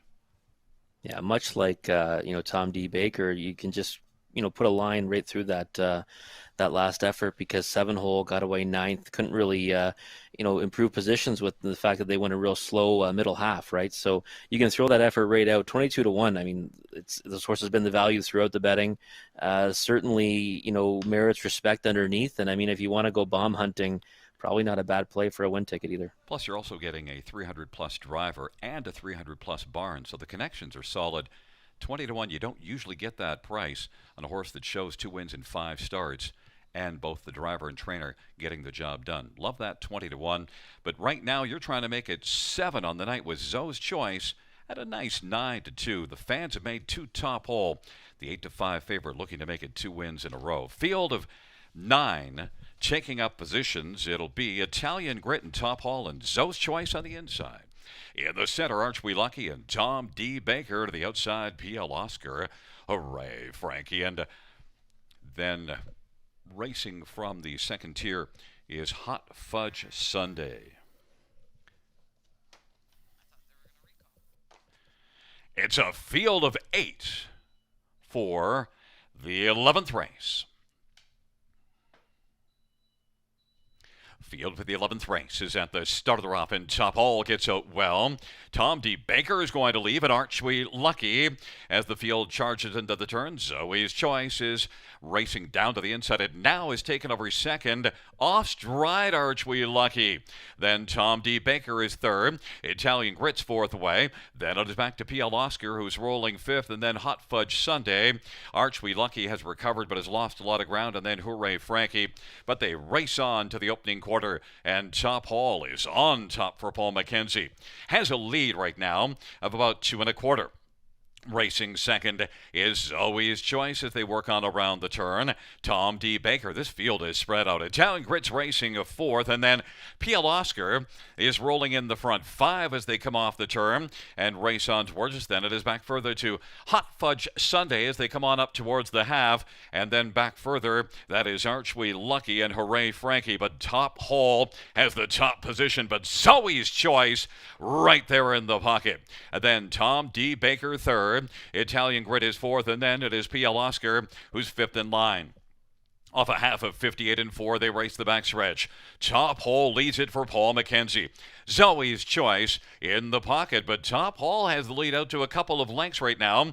Zoe's Choice is second. Tom D. Baker third. Then on the inside, PL Oscar. And to the outside, it is Italian Grit. They hustle on up to 3/4, but Top Hall is still looking very sharp.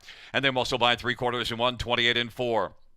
And it is Zoe's Choice who is second, and racing third, Tom D. Baker. PL Oscar on the inside fourth, and Italian Grit is racing fifth. They turn for home, and it is Top Hall. Zoe's Choice still with work to do, but is digging. But Top Hall continues. Top Hall and Paul McKenzie. Zoe's Choice is on the outside, closing. Zoe's Choice and Top Hall. Zoe's Choice just gets there in time. Then Top Hall, and then it was Tom D. Baker and PL Oscar and Italian Grit. Zoe's Choice 7 on the night. Rob, congratulations. Well, thank you, sir. It was a fun night, and you probably didn't hear it, Gary, but I got pretty involved in that one, cheering that one home because this was a nice way to cap off the night. Zoe's Choice. Perfect drive by Matthew Bax. I actually thought Top Hall got away from her. He was patient, and she got by very late, but what an effort from this filly. And you got a little bit better price, the 5-2. That's about the fair price that you might have expected. Top Hall at 3-2 on the board. Yeah, I was actually expecting a shorter price on this one. I thought 2-1 would be a nice number. Last week we both said, last week she went a really big trip for an inside post. I was not expecting, that perfect of a trip because I think the outside horses that kind of locked up on that first turn helped her land that 2-hole. But hey, we'll take it and full marks for the effort. But Top Hall too, nice effort. I kind of thought that he might be a play against the night, and boy, did I think I was wronged on the backside. And we got PL Oscar as a little longer play at 17-1 to get on to the high 5, finishing fourth. It was rounded out by one Italian Grit. Again, the one on the inside to at least make the top 5 on the ticket again with that one, Rob. Yeah, no, you always have to use the one horse. If you think they've got any kind of ability or any kind of gate speed, you want to throw them on there, landing in there. But PL Oscar, that was the horse we kept talking about that was a big overlay. He ended up landing, fourth, but was in contention for the show spot too for a bit there. So, again, he's one to watch. If he draws inside, he'll probably be a bigger factor in here. 3-2-5-6-1, 7th win on the night for Robert Reed Jr. We'll talk to you again Friday night, Robert, and have your pick 5 ready because you nailed the pick 5 this evening. We'll make sure we get that for Friday, and looking forward to it, Gary. Back in front of us is number 3, Zoe's Choice, a 3-year-old Muscle Hill Bay filly, owned by Glengate Farms and Backstable. John Bax, the trainer, Matthew Bax with the winning drive. 3 wins in 4 starts this year. 3rd win lifetime. Zoe's Choice, 158-4. That is a new career best.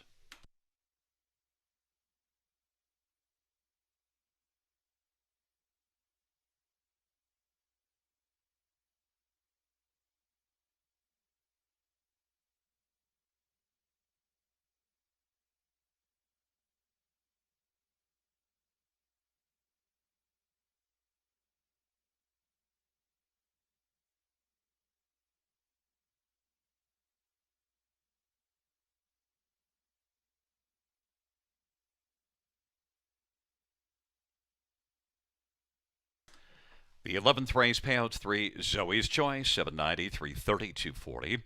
2 Top Hall, 320, 210, 5 Tom D. Baker, 340. $2 exactor, $1960 try, 33.85. The $2 double, 12.40. The dollar win for pays 84.55. The dollar high five, 681.75.